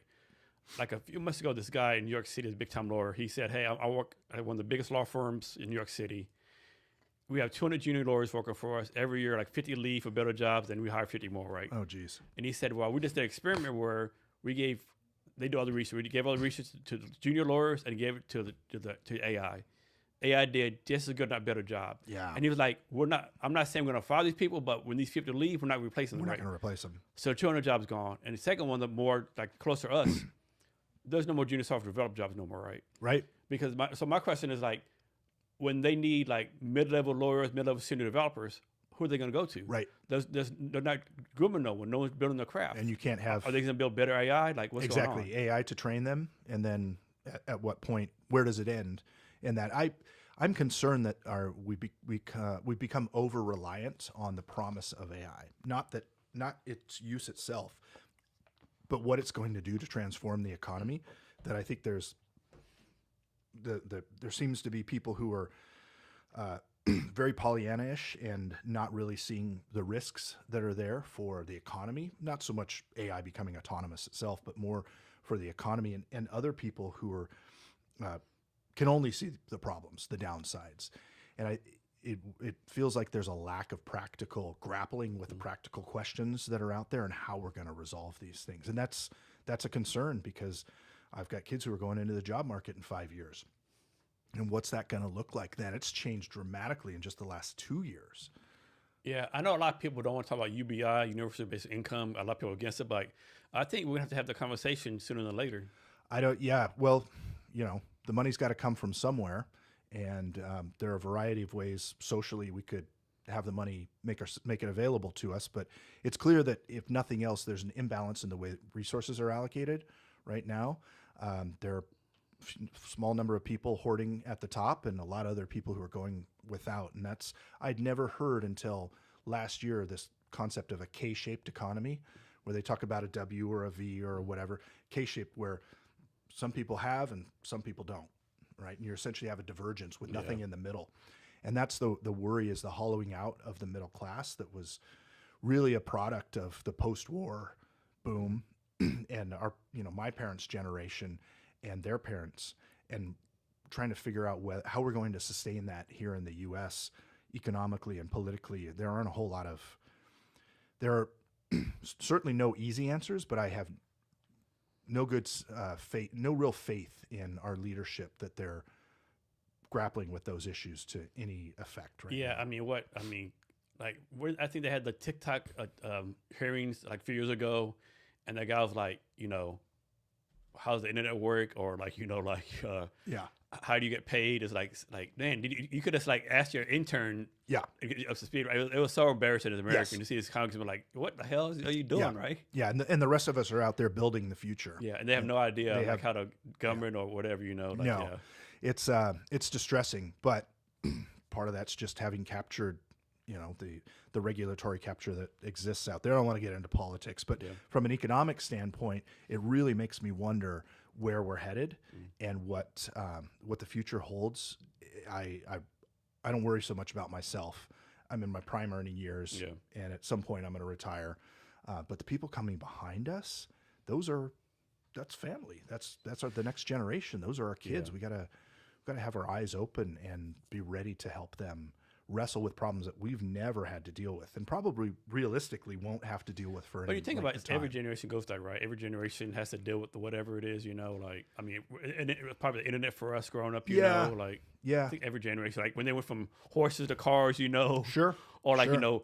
no fire to cook food to fire to cook food, I think Yep. every generation has to deal with that in no way, I Well, think. yeah, so stables went out of business, and instead you had mechanics, Yeah. and so there's opportunity at every turn. It looks like things are changing so quickly, and it's so And that's the uncertain. thing. I think the thing too is like changing quickly, and we all know about it, right? But then again, I think about what the Wright brothers were 1903, and we put a man on the moon in 68, 69. That's like a blink of an eye. Yeah. So things can happen really, really quickly. And we had 2 world wars in between. So, yeah, it's. But also, like, imagine like every generation has a thing about like, suppose you're born in 1900, you went through the World War One, the Depression, the thing with the Spanish flu, World War Two, like, man. But every generation goes through, like Yeah. I think millennials went through like the finance crisis, '08, all the different kind of things. Like they went through 2 crashes, Yep. Iraq, Afghanistan war. I mean, every generation has like, I hate to say the cross the bear, but the cross the bear, right? It is. It is. Yeah. My grandmother, before she died at 101, and she was born right before World War One, and had seen those wars, had seen commercial airplane flight, had seen us put somebody on the moon, lived through the Cold War, and then was, she was a whiz at the internet, right? She had an AOL.com account, but she knew what she was doing. She would send emails, and she would ask us if something looked suspicious, right? So she had it together, and that's just a massive, massive change in terms of life and quality of life at the same time. She grew up an orphan and didn't have running water or electricity. Yeah. Yeah. People don't realize, like, like it wasn't that long ago we had electricity or water, right? You go back to probably 1820s, Yeah. 1810s, like there was no hot water. Like something totally random. They will say like do cold showers, cold plunge. Are like, man, people 100 years ago would fucking kill someone That's to have a all hot they shower. did. Why am I going to take a cold shower, right? When these people like die to do it. Yeah, I haven't tried that yet, but I don't mind that sort of stuff. I won't like swim in the Sound in the winter, but I don't mind going out there and getting cold and getting wet. So give us like a crazy future tech prediction. Oh boy, I didn't know we were going to go here. Let's try and think of where things are at and where things might go. One of the things that I hope we can do is create more trust between brands and companies and their customers, because that seems to have eroded quite a lot. And there's a variety of reasons for that. There's failure to deliver. There's also just a lackadaisical approach to security, to customer data. Those things need to change. I think that at some point, if we can kind of get our heads back on straight from a political standpoint, there's an appetite for people to feel more protected by from corporations and from the government. And so there's really 2 ways you can go. You can build up a wall, or you can come together. And so I would hope that corporations will understand that and know that the lifeblood of their business is their customers, and that they have to really take care of those people. At Microsoft, we used to call it care and feeding, which is, kind of a diminutive term, but it was, you were caring for your development, this particular for the developer core. You have to think about what these people need, and that they are people, and have a more closer knit relationship with them. And if you do that, then you can succeed, and you'll have brands that'll last 100 years. We grew up with Sears and Roebuck. That's gone, but just because they couldn't make the technology change, not because they cared poorly for their customers. But there are plenty of other brands out there that seem to take their customers for granted. And my hope is that they'll understand that is their business, and that if they don't, there's somebody right behind them willing to take them and care for them better. I think there's a stat out there that says something like, even for someone to take 10, even for someone to take something free from you, you need 10 touches, something like that. Yeah. There's also that sort of neurological statistic that you have to hear something 60 odd times before you've Never really heard that one before. committed it to memory. Well, this is the first time. Now you only need 59 more. And so touch, that can be like anything, like a email or I think social media. I What think defines it's a touch? that's kind of those get homogenized, but they're not all. A touch is not all the same quality, right? You see a brand on a billboard, and you're in the hurry to catch the bus, or you just had a bad day. Does that really count as a touch? You know, you get spam from somebody, or you get somebody posing as spam from. I get that all the time, where I'm like, this is not a Facebook email. This is something else, right? Because we have to monitor our Facebook accounts very closely, and the fact that somebody out there is posing as Facebook just adds to the wear and tear. Yeah, it crazy, man. All the time, I'll get like I'll reconnect with someone on Facebook. I'll get you have a Facebook request from John Brown. Yeah, I'm pretty sure I already connected this guy. Let me send him a text. Oh, what? Thanks for telling me, right? Right. I don't know what these people get out of doing that, though. It has to be some kind of end game that I'm not aware of. They're trying to. My guess is they're trying to gain your confidence so that they can ultimately get your credit card or bank account number. But you know, who knows? So what is spam? Define spam. Oh. I think spam was originally defined as just unsolicited email, period. And that's still not far off, but we have to deal with so much junk that we have to wade through to get to the argument. In my mind, you know, spam is something that you don't want. It's unsolicited. It's just cut and dried, right? So we try very hard we try as a business not to promote spam, not to spam people. We make it very clear that when they're opting into a particular line of communications, and you have to watch out for that yourself, right? You can't just show up in somebody's inbox and say, I want to have a conversation. I'm looking for a job, or I'm looking for a client. You generally want to have somebody else pave that way for you.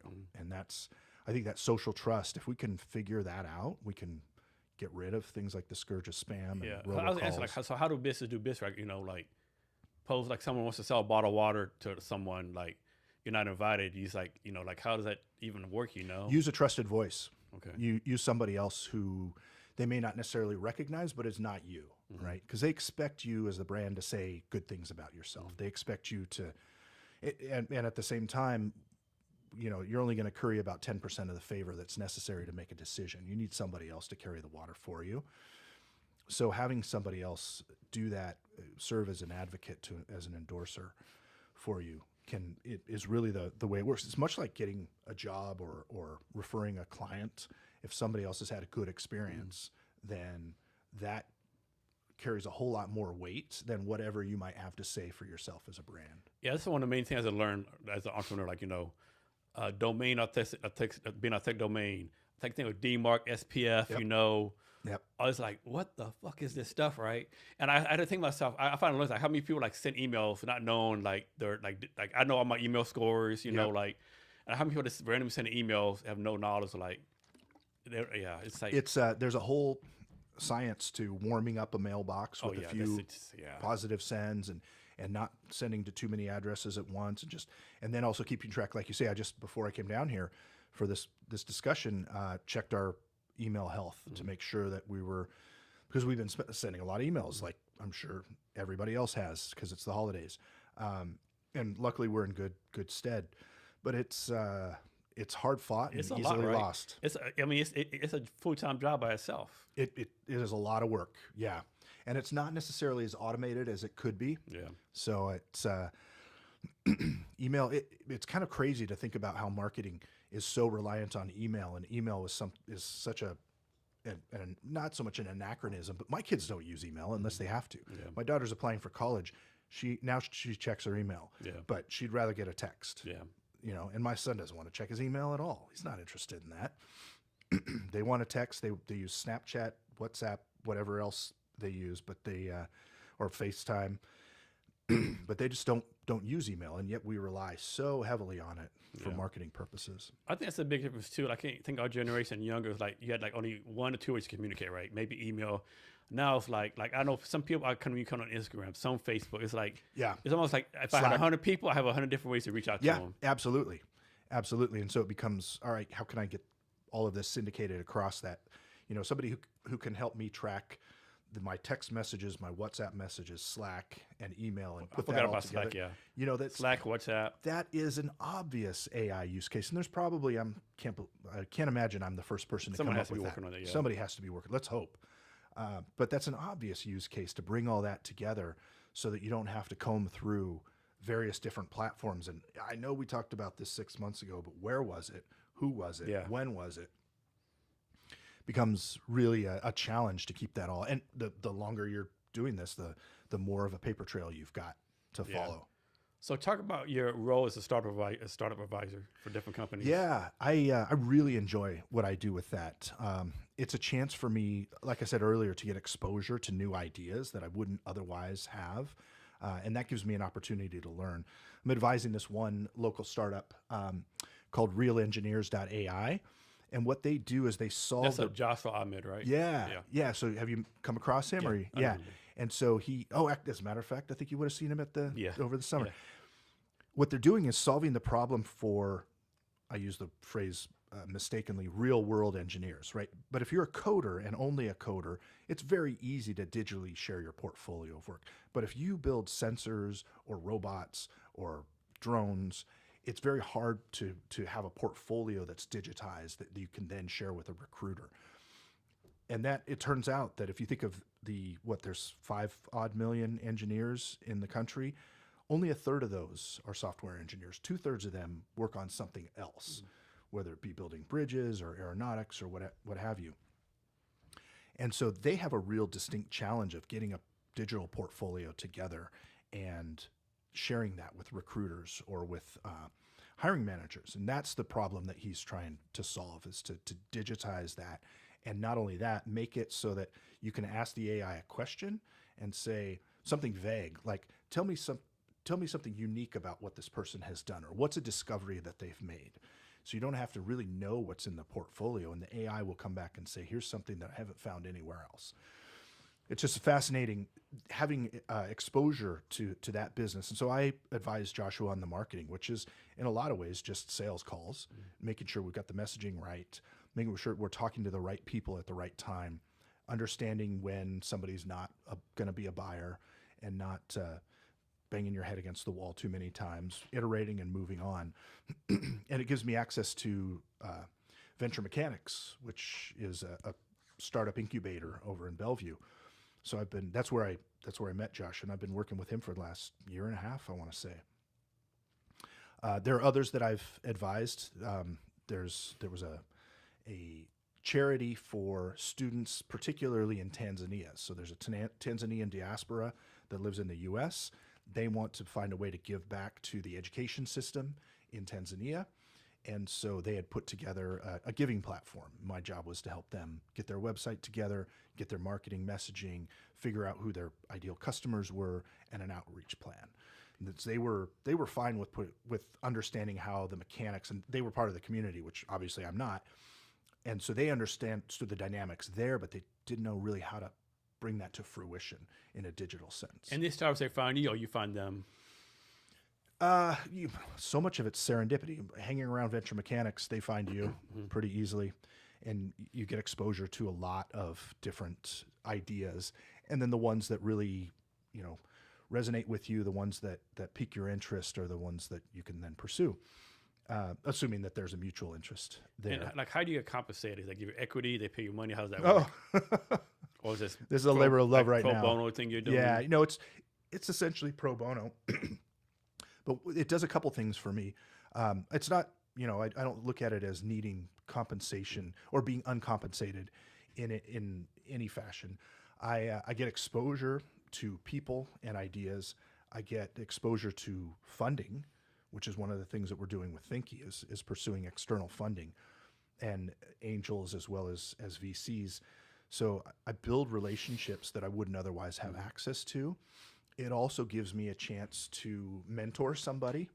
And, when you're dealing with somebody who's half your age, there's a lot of stuff they don't know. So you have to find a way to help coach them and bring them along in a way that also still makes it feel like it's their idea and they're the ones doing you can't tell somebody what to do. You have to kind of show them the path. and People then don't give realize them how good a feedback. skill that is to have. That kind of influence the people that do your idea, but make them influence. I think it's their idea. Right? Yeah, yeah. That is it. It is a little bit of a sleight of hand that's required, but if you can manage it, then you can get really good results. And it's really a lot about just understanding what makes somebody tick. So, talk about some things you've learned working with startups, like younger people. Well, with real engineers, I need to understand what the motivation is of the guy who's behind it, Joshua Ahmed. What is it that he wants to do? He's got a variety of things that are moving him forward. One of which is to be a visionary. We can't call yourself a visionary; you have to earn that title. So, getting him, and that's one of the things as an engineer. He's like, I'm so introverted; I don't really want to talk to other people. Well, you're the company's best salesperson, so you need to do that. You need to find a way through that. So let's take it in bite-sized chunks and map out what various outcomes could be and what the path forward is going to be based on the response from the potential customer. And he's like, oh, well, this is very systematized. That makes sense to the way my brain works. And I'm like, well, I'm not an engineer myself, but I can think like one when necessary. And you just kind of understand what it is that's going to not only motivate him now, but that's going to be sustainable so that when he's not asking for my advice, he's got something to fall back on. So, how many years have you been involved with startups? Let's see, since COVID, so Okay. 4 or 5 years. So, let me ask you this. You might disagree. It seems like there's there's a New Tech Northwest, Founders Live, Startup Grind, Startup Haven, Venture Mechanics, Alliance Angels, Venture Black. I could go on and on, right? Yeah. But in my opinion, they're all solid. It's like none of them collaborate, cross-reference things. Am I off here, or do you see the same thing? No, or am I wrong? one of the things that's interesting is that we've seen that economically there's an untapped opportunity supporting viable companies through angel or early stage investing. And so breaking through the silos that exist there, what you're really describing is that they're all kind of operating on their own without, they may give each other support mentally and give and emotionally, but they're not working together necessarily, collaborating in a way that they could create a network effect and some momentum for themselves. So in the last 6 months, I've been working a lot on raising funds, and one of the things I've come across is various ways to break down those silos. There are different consortia that exist. There's crowdfunding. There's services that put together multiple angels, and there are kind of angel organizations that try to serve as intermediaries amongst other angel, not just investors, but organizations, because it's been recognized as a way there's just economic opportunity. There's an opportunity for growth there for people, small investors like you or me, to put in a couple bucks and help support this new economy. Yeah, I don't know. I'm kind of critical of that system. Like, it's like a lot of angels. One thing I've learned is like if it says angel investor on the LinkedIn profile, that's code for I made one like 10 years ago. It all depends. And a lot of them are they're angel investors or pre-seed, but they want like A-round metrics, or right. That there is definitely a disconnect when it comes to that. We're selling our product and we're doing fine, but they're like, all right, I want to see growth that looks like, you had $1 million behind you. Well, we're actually trying to get the $1 million behind us so that we can get that growth. So if I had $1 million, I was going to be talking to you, right? Well, or if we were, it'd just be a different conversation entirely. Or I'd be going to a higher class. I'd be going one of the big ones in the Bay Area or something. Yeah, and so there's a real mismatch of expectations.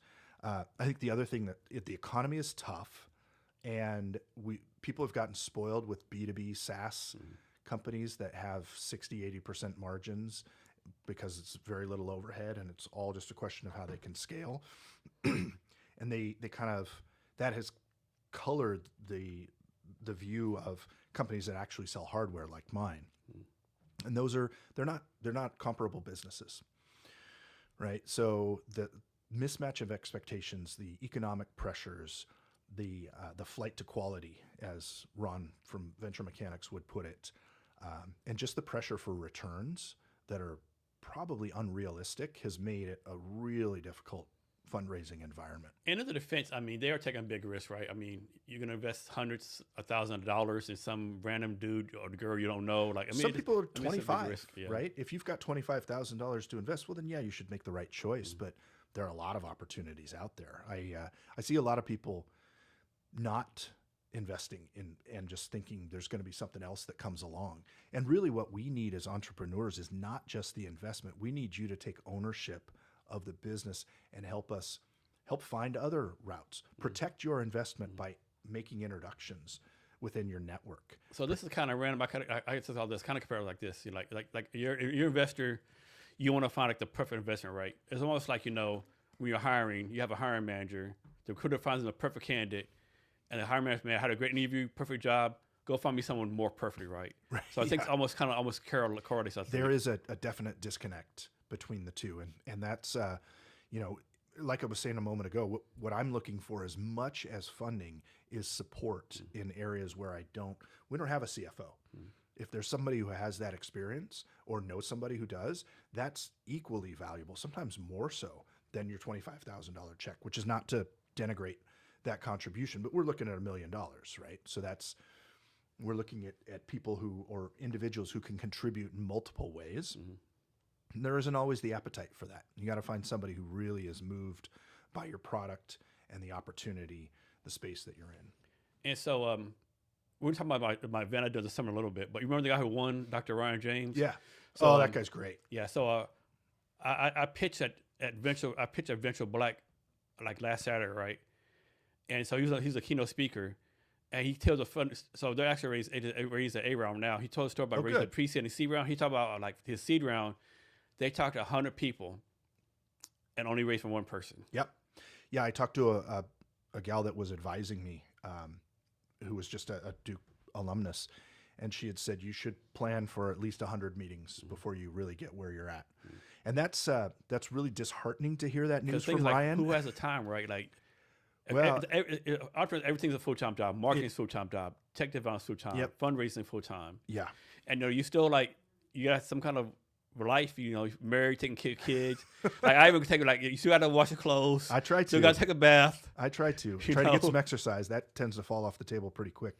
But yeah, everything is taking your attention, and so you really what I've learned is you have to figure out how to fail fast. What are the things that are not going to work so I can change tack and try a different approach and modify, refine what I'm doing and get closer to the outcome that I'm looking for.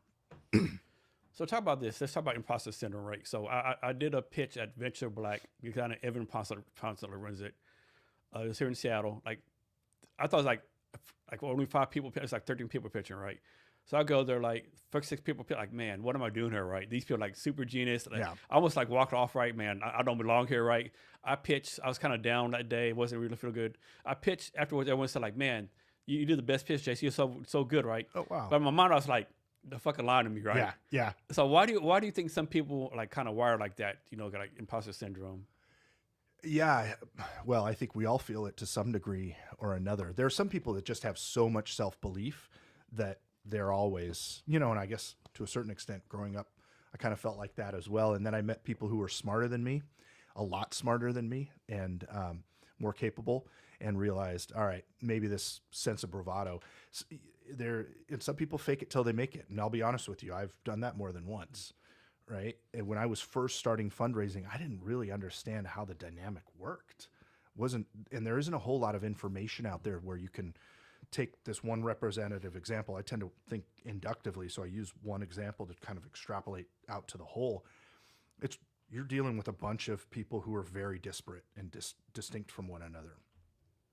And so it's really hard to figure out the commonalities. There's also a huge asymmetry of information where they have the money and the information because they've done this before. You're the first time coming in and you got to figure it out on your own, and you got to do it really quickly.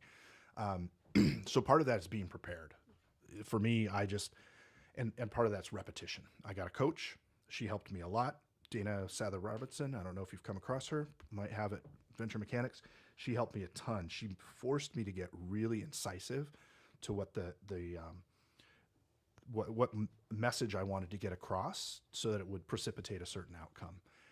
And then practice, right? So prepare and practice. And for me, that allays a lot of the sense of imposter syndrome. But when you go into a new audience, you don't know these people. You have no idea what motivates them.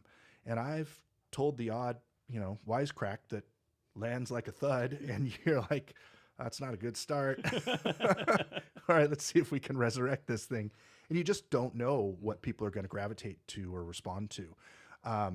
In the end, I could just be myself and give a sense of trustworthiness, of openness, of collaborativeness, and a willingness to learn from what they have to bring, and hope that they're going to respond in kind.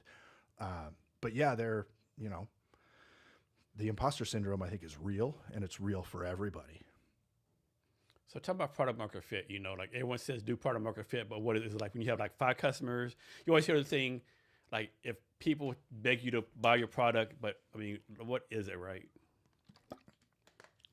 Product market fit for us is when people are coming to us without us having done really anything, and we feel like we're getting close to that with Thinkie. We've had a lot of iterations. We actually started out the business as for senior living. So for senior living communities throughout the Puget Sound area as a way to improve their cognition. And they loved that idea. They thought, all right, this is great. This is something new. It's avant-garde. Nobody else has this. We'll use it as a marketing tool. Turned out that it's kind of hard to get an 80-year-old grandma to wear a sensor on her forehead and learn a new app. And so we found, all right, well, that's not getting the traction that we're looking for, nor is it. Senior living communities don't generally, they operate on a shoestring budget. Their business model is a lot like accommodations, like hospitality. So it's occupied beds. It's not about quality of life or amenities that are offered, and it's hard to charge a premium for those. So we pivoted away from B2B to B2C, and we've had much more success there where we're talking to individuals. And in the end, you have to get one customer, and then you get your second customer, and then you ask them to refer you to other people. You ask them for feedback on how they found out about you, what it is that motivates them to use the product, and what it is that's a dissuading factor. And you can only create that flywheel ever so slowly, but as the momentum builds, we're now seeing that we're getting referrals to clinicians, researchers, wellness clinics, as well as individuals. And that really feels like when they're coming to you unsolicited, then you know you've got product market fit. So I think marketers will say, don't build a product, get the customers first, like, do the marketing. Developers will say, no, build a product first. But it actually should be some kind of middle. It should be kind of synced, right? Marketing and marketing the same level, kind of speaking. Well, if we're talking, in a case study in a business school that's not representative of the real world, sure. But the reality was, this product had been in development for 30 years. It started in 1995 with Hitachi and Mitsui. And then the idea was, all right, now that we've got this multi-channel measurement tool and assessment tool, how can we get it from a clinical setting into a home setting? And that took quite a lot of work in R&D and patents. And then we ultimately went to market not with an MVP.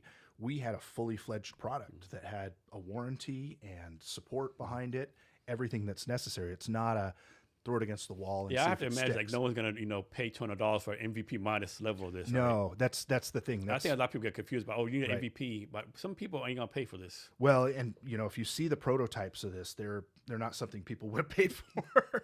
Would have been a really tough sell. And even down to the tightness of the headband, the way the snaps work, just all of it had to go through multiple iterations. I imagine even the fabric of the headband, you probably went through different iterations. Yeah. The composition of the headband's different. The tightness of the elastic that's in there, it's all gone through multiple iterations. So there's no, you can have your theoretically perfect scenario, but the reality is we built a product and we're trying to figure out how to market it. And the first time around, we got a reception, but not as strong a one as we wanted with the B2B route. So we'll go change tack, go B2C, and ultimately find our way back to B2B, which is where I think the real money's going to be anyway. So talk about maybe the importance or the not importance of like a CEO of a startup, like building a brand, even before they've built anything. Yeah. Well, I was lucky to come in and we had hired this great local team that understands senior living, understands cognitive health, and they had put together the brand identity for us. They came up with the logo, the name, the color scheme, everything. I didn't have to do any of that. I could all put that in play on our website and on our blog and our printed materials. And they just did a really stellar job. They did a lot of research. But ultimately, all you've built is the trappings, the manifestation of the brand. There's no message behind it. That was my job, was to figure out what the message was going to be and to whom, and what sort of call to action we wanted them to take, what was motivating them. So it was a really interesting way to work, that we had the brand built, at least in terms of all the mechanics and the parts and pieces of the brand. But it turns out that the brand's actually the people. So this weekend, I'm going to be going to Redmond Lights, which is held at Redmond Town Center. And it's an opportunity for me to demo the product in the evening in a booth in Redmond Town Center. And really what it comes down to is they see a polished brand, that's table stakes. They want to talk to you, the person, and understand what's your motivation. Why are you in this business? How'd you come about it? Which I think is a pretty interesting story. Who else is part of it? I've got a partner who's in Japan, another one who's in Vancouver. They manage their respective territories. And what is it that you're trying to accomplish? And why should I continue to have this conversation with you? So you, as a person, you become the envoy of the brand. And that's what people identify with and they respond to. And that, I think, it's one of the more gratifying parts of it, of building a business, is that you get to be, in a certain way, a physical manifestation of the business itself. So I believe you call yourself a generalist, or most people call it a specialist. For lack of a better term, yeah. Why the generalist route versus specializing Well, something? and it's interesting because 10, 15 years ago, you needed to be a specialist. You had to be strong at coding, or you had to be great at brand identity. It turns out that that's if you're working in a corporate setting or something that's more sophisticated. If you're building a business and there are all aspects of it, you got to be able to understand accounting and taxes, figure out how to keep your overhead low. And that's before anybody even sees anything with the business. Then you got to be able to understand the technology behind the business, the market opportunity, the message, the customer, what customer substitution options are, what their objections are going to be. You can't be a specialist in everything. You have to ultimately be, if you're a specialist in anything, it's solving customer needs, right? And that's, if you can specialize in that, then you can call yourself a specialist. But running a startup, a specialist isn't going to cut it, because if you're a mile deep in one area, you've left a bunch of other stuff on the table. Yeah. What's a skill you don't have that you want to learn? I'd like to be a better coder. I'd like to have a better sense, particularly when it comes to programming LLMs.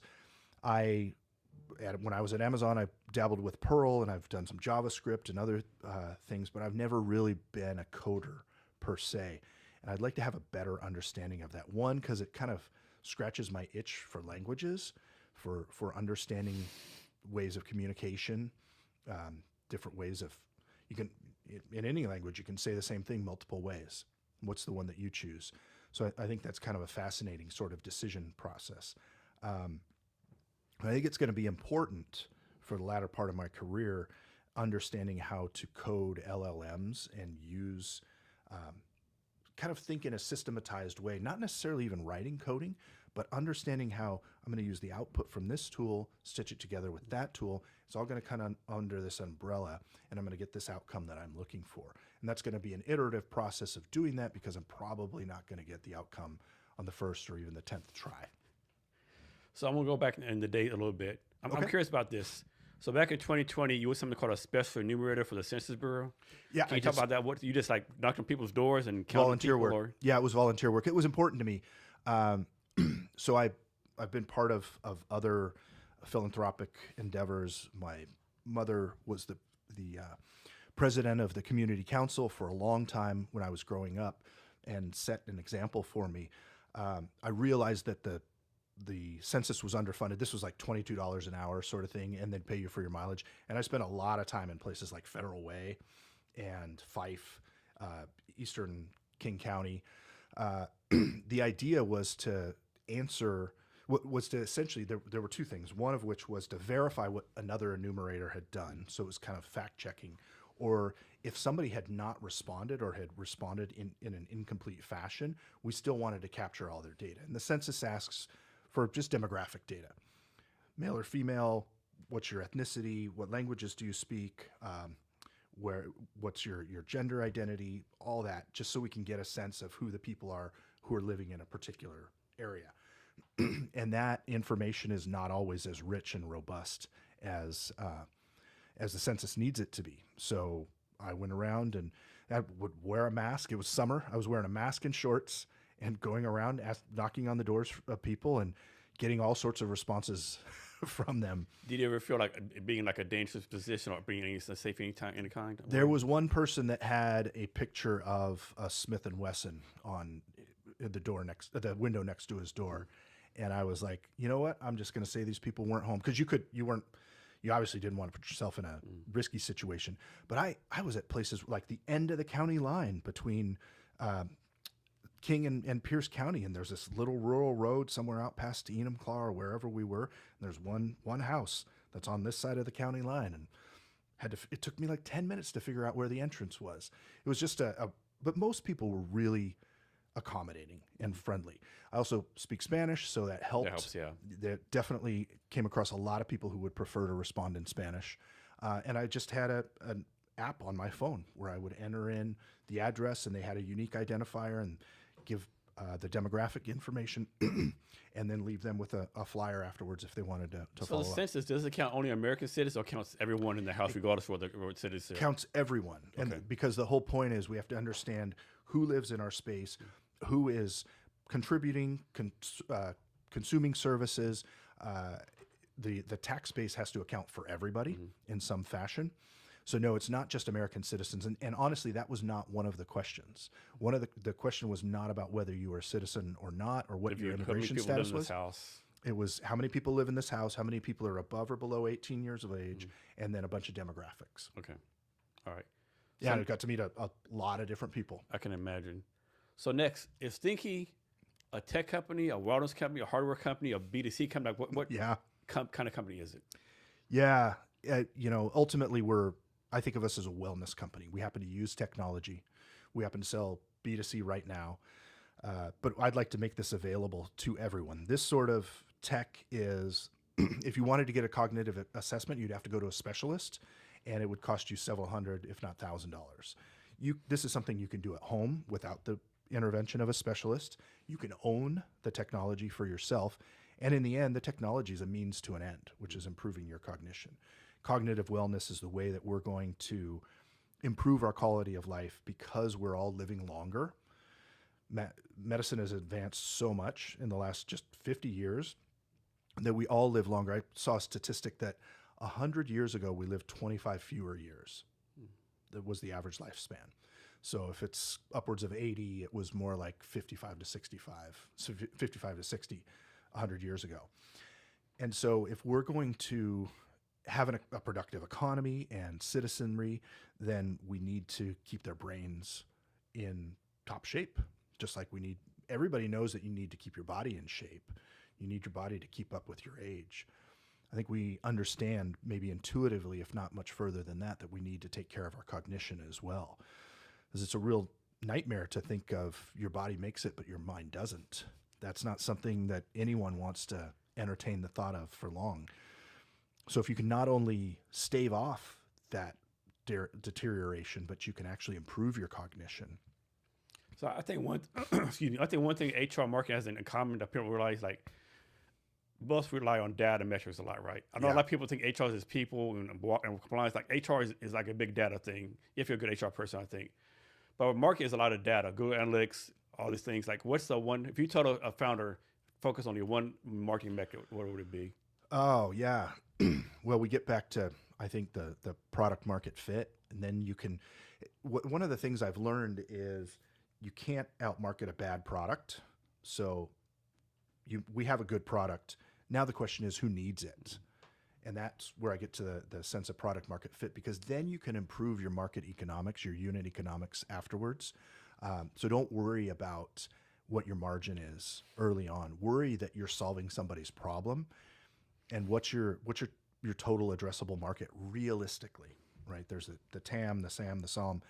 Who can you realistically reach with the resources that you have and the product that you have available?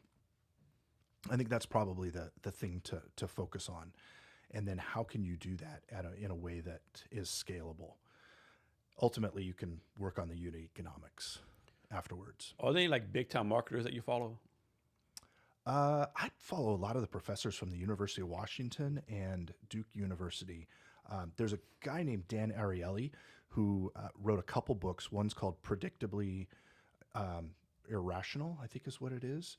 And he talks about how, for all the ways that economists have tried to understand the rationality of markets and consumer behavior, we do some really weird stuff. We make some very odd decisions, and ones that are not necessarily in our favor or reflective of how much thought we've put into something but people can be predictably irrational. I found that was interesting as kind of a foil to all the Malcolm Gladwell, where he wrote these books a good 10 years ago, but Malcolm Gladwell had a surge there for a while and then kind of fell He's the out one of that said favor. like you had to do something for 10,000 hours. Yeah. Yeah. And so I found that was an interesting way of kind of, not so much necessarily as a foil, but just a different take on how people actually aren't necessarily that rational, but you can figure out or predict how in ways in which they will be. So he's a fascinating person that I follow. I would think of him as kind of a behavioral scientist and economist as much as a marketer. You've been a marketer pretty much all your life. Yeah. Well, a generalist, whatever you want to call it, starting out in ops and customer service, and then moving into marketing. Yeah, pretty much. So what are some ways like marketing's changed you, like either gotten better or gotten worse in your opinion?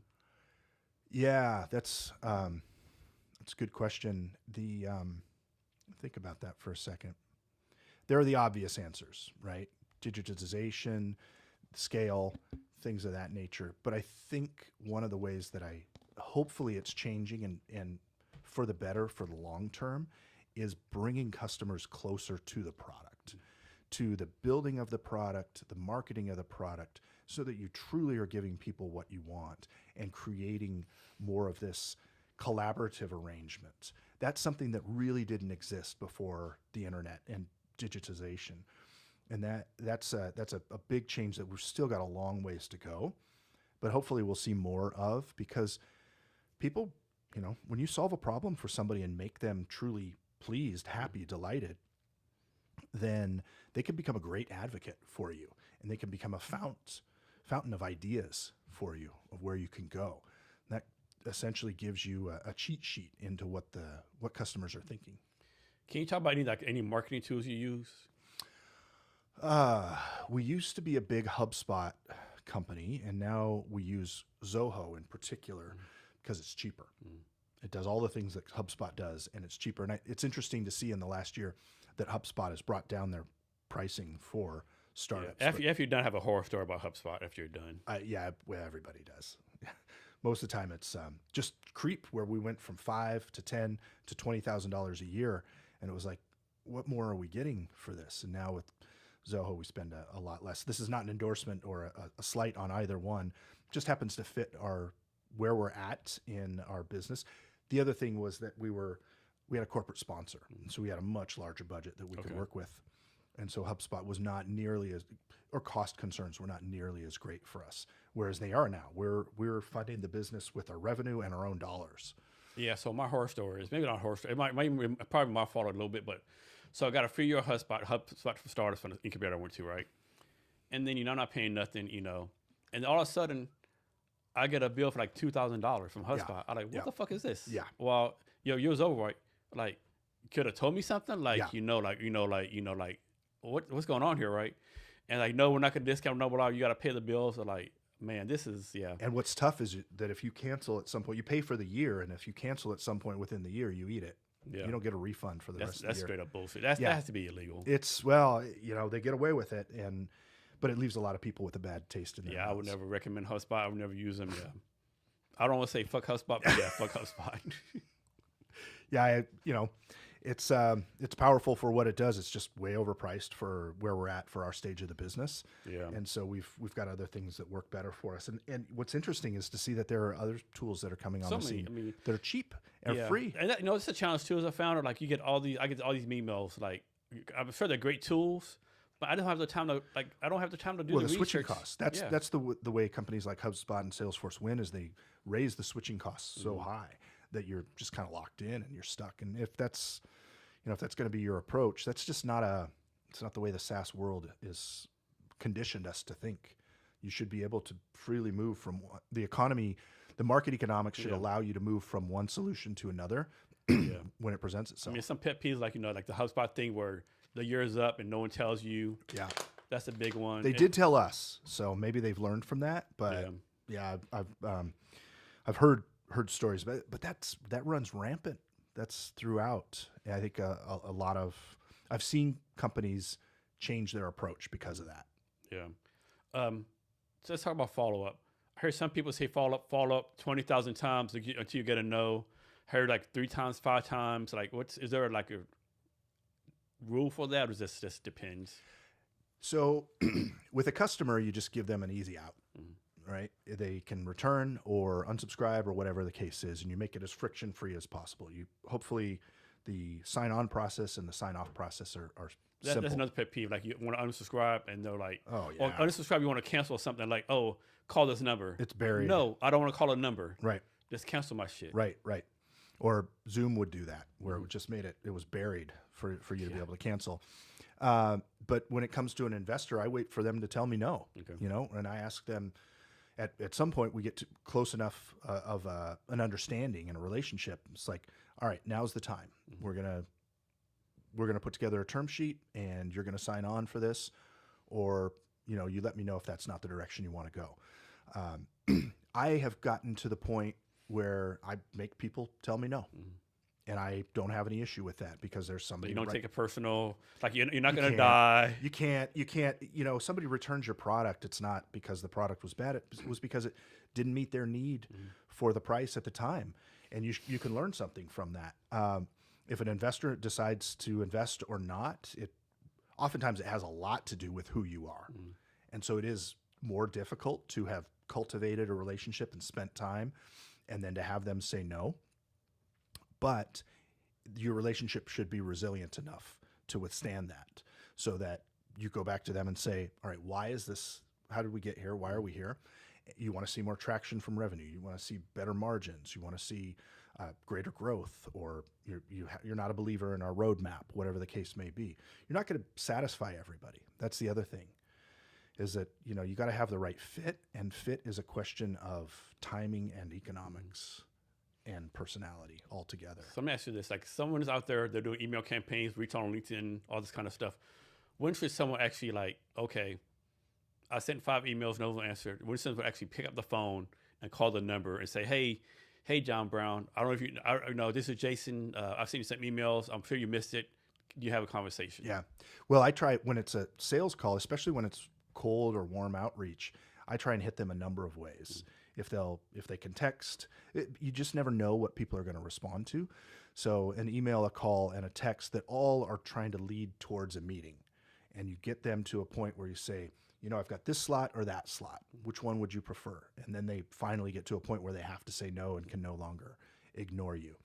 And you just, it's a fail fast mentality. Same way that you work a product in a market, is you figure out whether your iteration is going to be close enough to the solution that's necessary or not. And then you go make some changes and iterate again.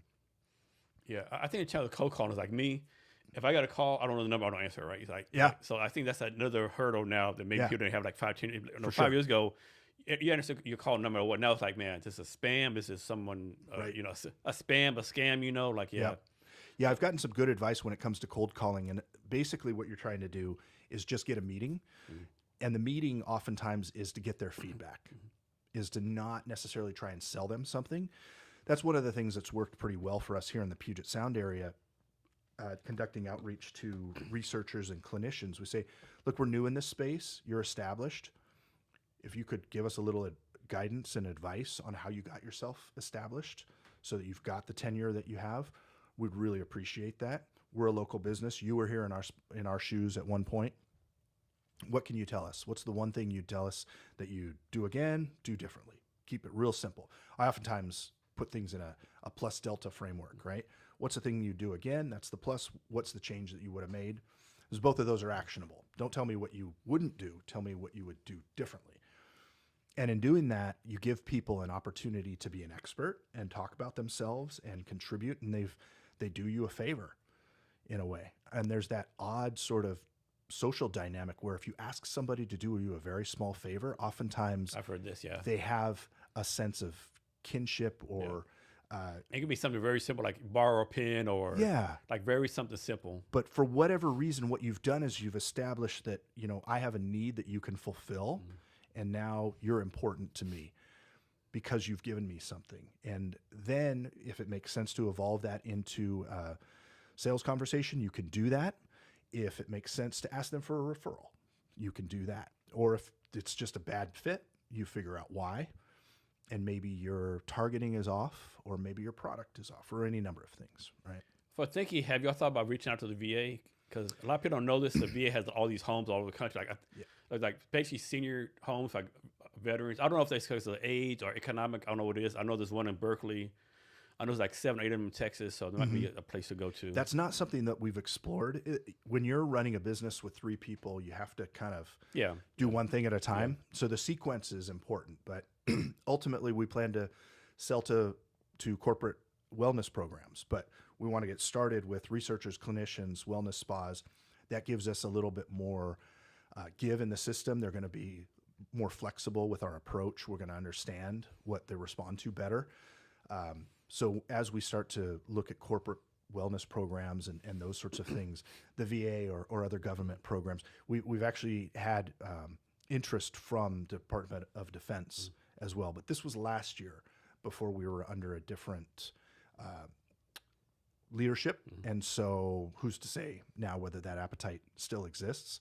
But right now we need to do one thing at a time, the thing that's going to give us the best return and dividend and get us the most traction. Yeah, I'll say maybe a couple of years, like definitely have your roadmap something. Yeah. I think, Yeah. Well, we have a sales roadmap as much as we have a product roadmap. And at some point, the product roadmap becomes less important than executing on the sales roadmap. It gets eclipsed. So last July, I did a Seattle Tech Week event called Conversation Sales Got Tech that you took a part in. Where it's basically like a tech trade show, 15 stars within it. Can you just talk about your experience and hopefully you all actually got something out of it? Yeah, no, it was great. Actually, I had a meeting later in the year in that same area that we were in. I think it was a Japanese contingent that had come over. That was really useful because it's much like the same just charge or boost that I get from working with startups, to be surrounded by other entrepreneurs, talking to people. There was a young guy who clearly was more interested in coding than talking to people, but he had a really cool product. And so I talked to him, and I just gave him a chance to talk about what he had built. And I think I got the sense that he was much more comfortable talking about his creation than he was about himself. And so that was, and I like to think that maybe that warmed him up a little bit, so that when it was time to give his spiel, when people came around to the desks, he was maybe a little bit more receptive or warmed up for that. And seeing Joshua there, seeing Ryan again, I really appreciate the experience of being close to those entrepreneurs, seeing what's out there, figuring out how their minds work, and the continuity. That wasn't the first time I'd seen Ryan before, obviously not the first time I'd seen Joshua, and then meet some new people, and I've seen some others since. So it starts to feel like there's just this contingent of people that have the same objective in a lot of ways, or at least are going through the same struggles. And there's a kinship that comes out of that. Yeah, when I put the event together, I know I didn't want to do a pitch event. Like everyone does a pitch event, right? Yeah. Like, I want to do something different, right? Yeah. And even people still confused. Like some people took part of the tech event. They're like, "We're not a pitch." Like, dude, how many times I just sent emails like, "This is not a pitch event." Like, yeah. Well, and I had been doing so many pitches at that point that it was nice to have something different. So it's welcome just to have a change of pace. Yeah, I thought everyone rolled around, talked to people.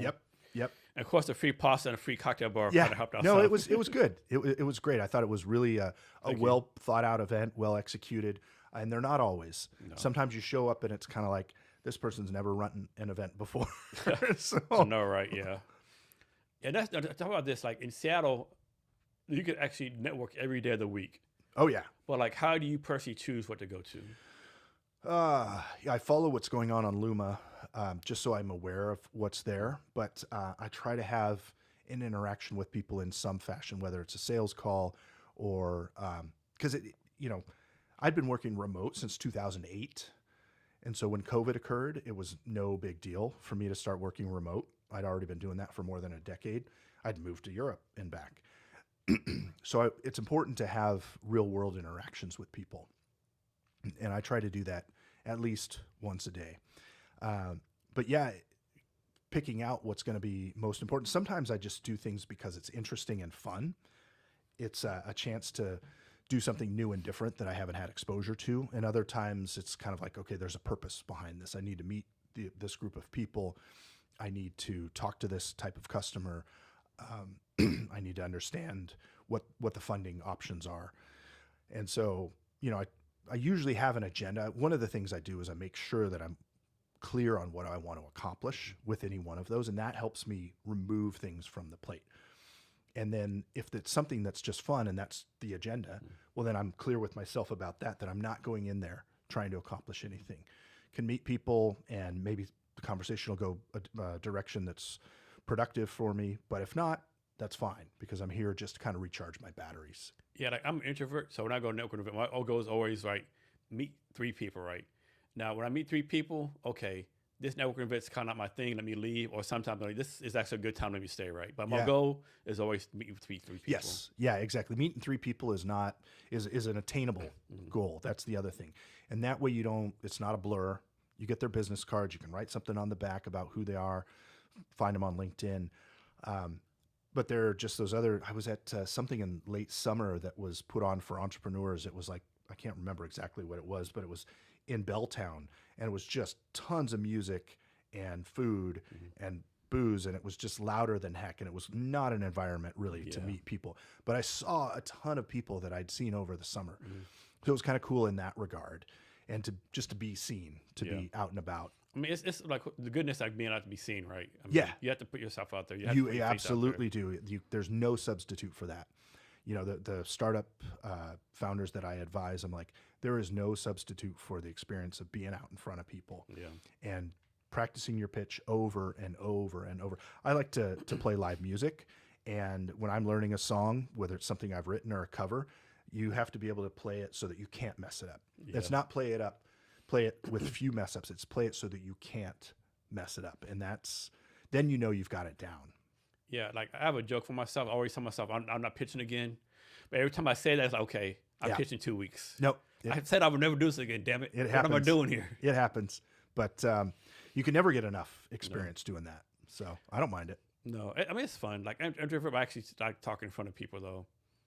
Yeah, that's a different story entirely. I've, pop up on stage for 5 minutes, do your demo. Luckily, I have a piece of hardware and a very brightly colored app that people are looking at that as much as anything else, right? And then I've hopefully like to think that I've mastered the art of putting just one thing on a slide.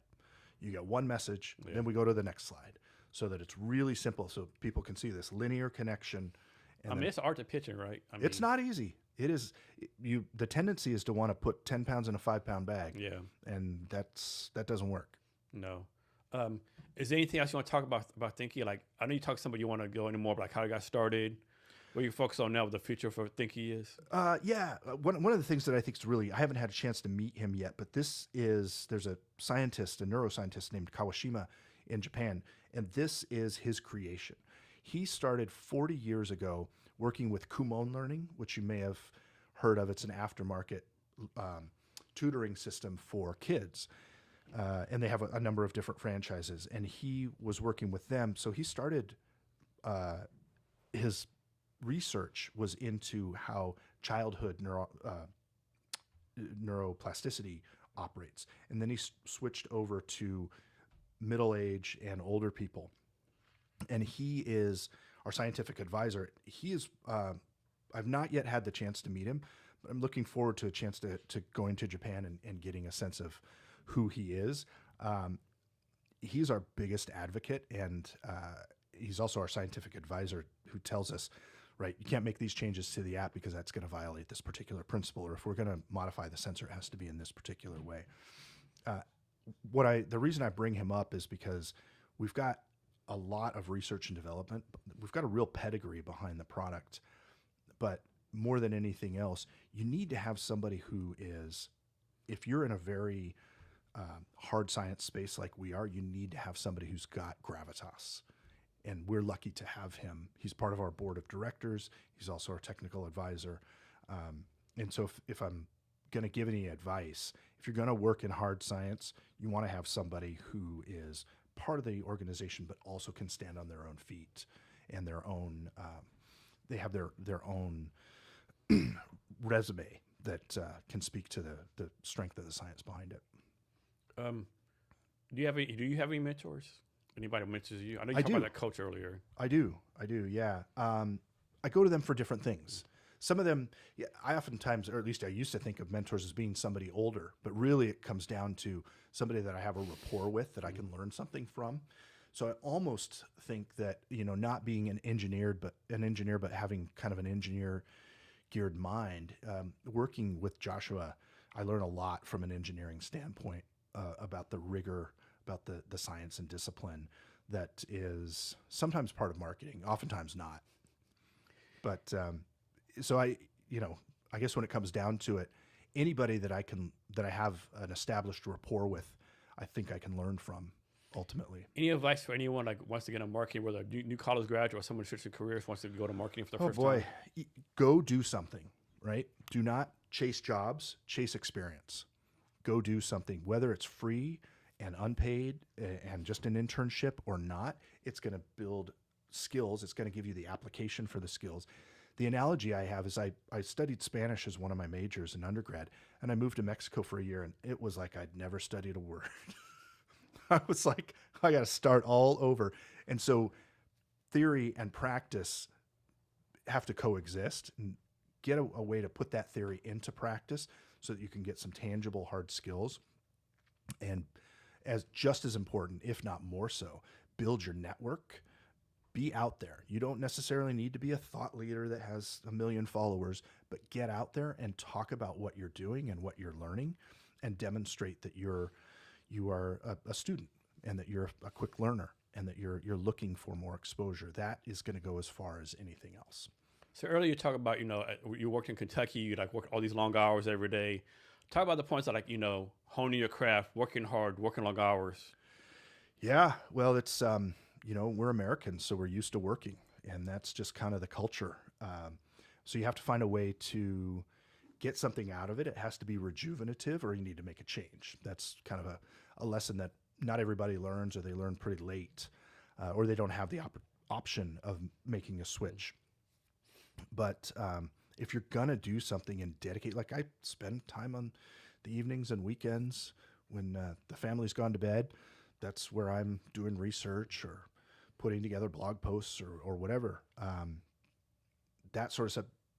When you find something that motivates you intrinsically, that it's not an extrinsic motivation, that you are gravitating towards it and drawn towards it, that is, it doesn't really feel like work. I know that sounds cliche, but there's just so much to be done.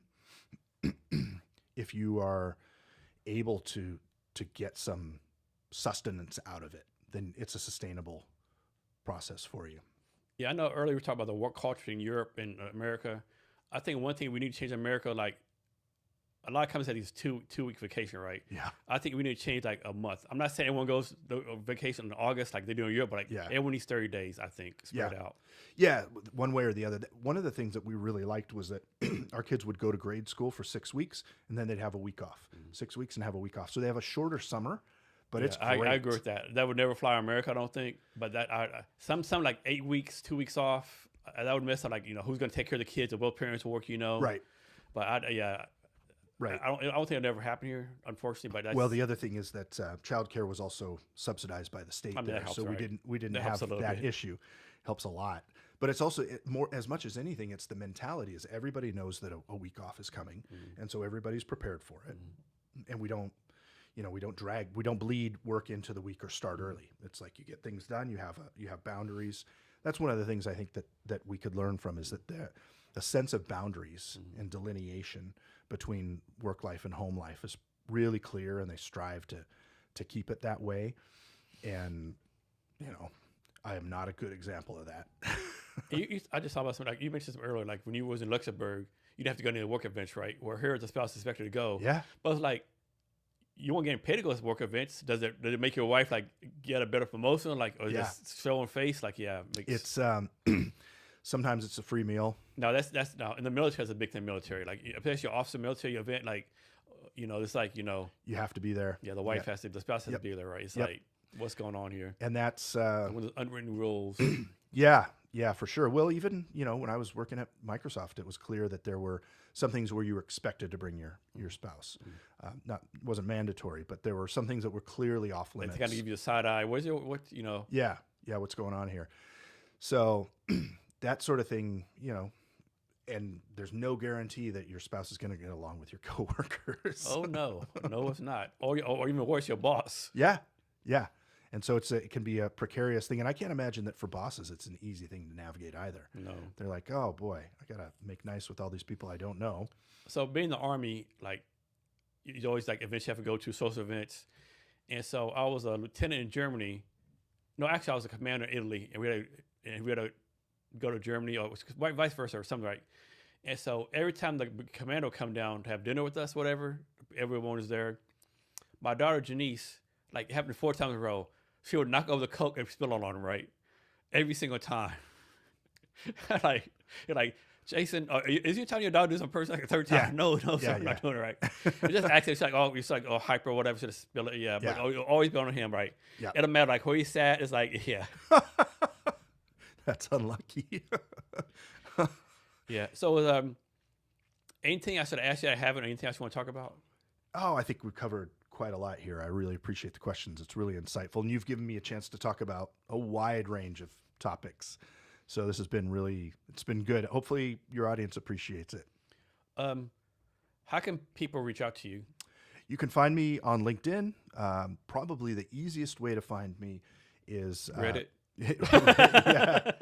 I've got a website called nicholasgwhite.net. That is my professional website. You can reach me there. It's got my email, my Gmail address on there, or you can reach me at nick@thinkiesystem.com. The problem with LinkedIn is I've got a pretty nondescript name. So a lot of other people have it. Not easy to find. Yeah. So you kind of have to know the person that you're looking for, and the photo's a little on the old side, so you might not think it's the same person. Yeah. So totally random. Like you always hear people say, my professional website is this. I'm like, I always want to ask, can you give me an unprofessional website? Yeah. Yeah, exactly. Can you give us any last minute wisdom or advice on anything you want to talk about? Well, I think the recurring theme in a lot of this has just been keep learning, never stop learning. The more, like I said at the top, the more I learn, the more I realize I don't know. It's fascinating. Both my kids love to just comb through Wikipedia and figure out where the rat hole will take them. My father's an amateur astronomer, and so I've had a lot of exposure to astronomy and astrophysics, and it's something that I'm trying to figure out on my own. Doesn't seem like really anybody's got it necessarily figured out, but it brings a lot of joy to me to do something new and learn it and then ultimately master it. And that's one thing I want to learn more about space astronomy. I just want to learn about this stuff. I just always meet. Absolutely. It's like decades I want to do. I just never do it, right? Oh yeah. Oh, it's yeah. I told my dad once. I said maybe I should have been an astrophysicist. He's like, yeah, no, that's you're. People know when they're an astrophysicist. You can't just do that as got some kind of genius level, dabble some kind in. of high Q. Yeah, no, that was not something. But it's really gratifying to learn a new song and get mastery over it to where you can play it for other people and put your own inflection on it. So maybe not astrophysics, physics, but certainly music, something I can get a grapple on. Nick, thanks for your time today. Really appreciate it. Thank you. I really appreciate it. And to our listeners, make sure you check out the WeFunder at WeFunder.com/CavanaughCHR.com. Thanks for your time, and remember to be great every day.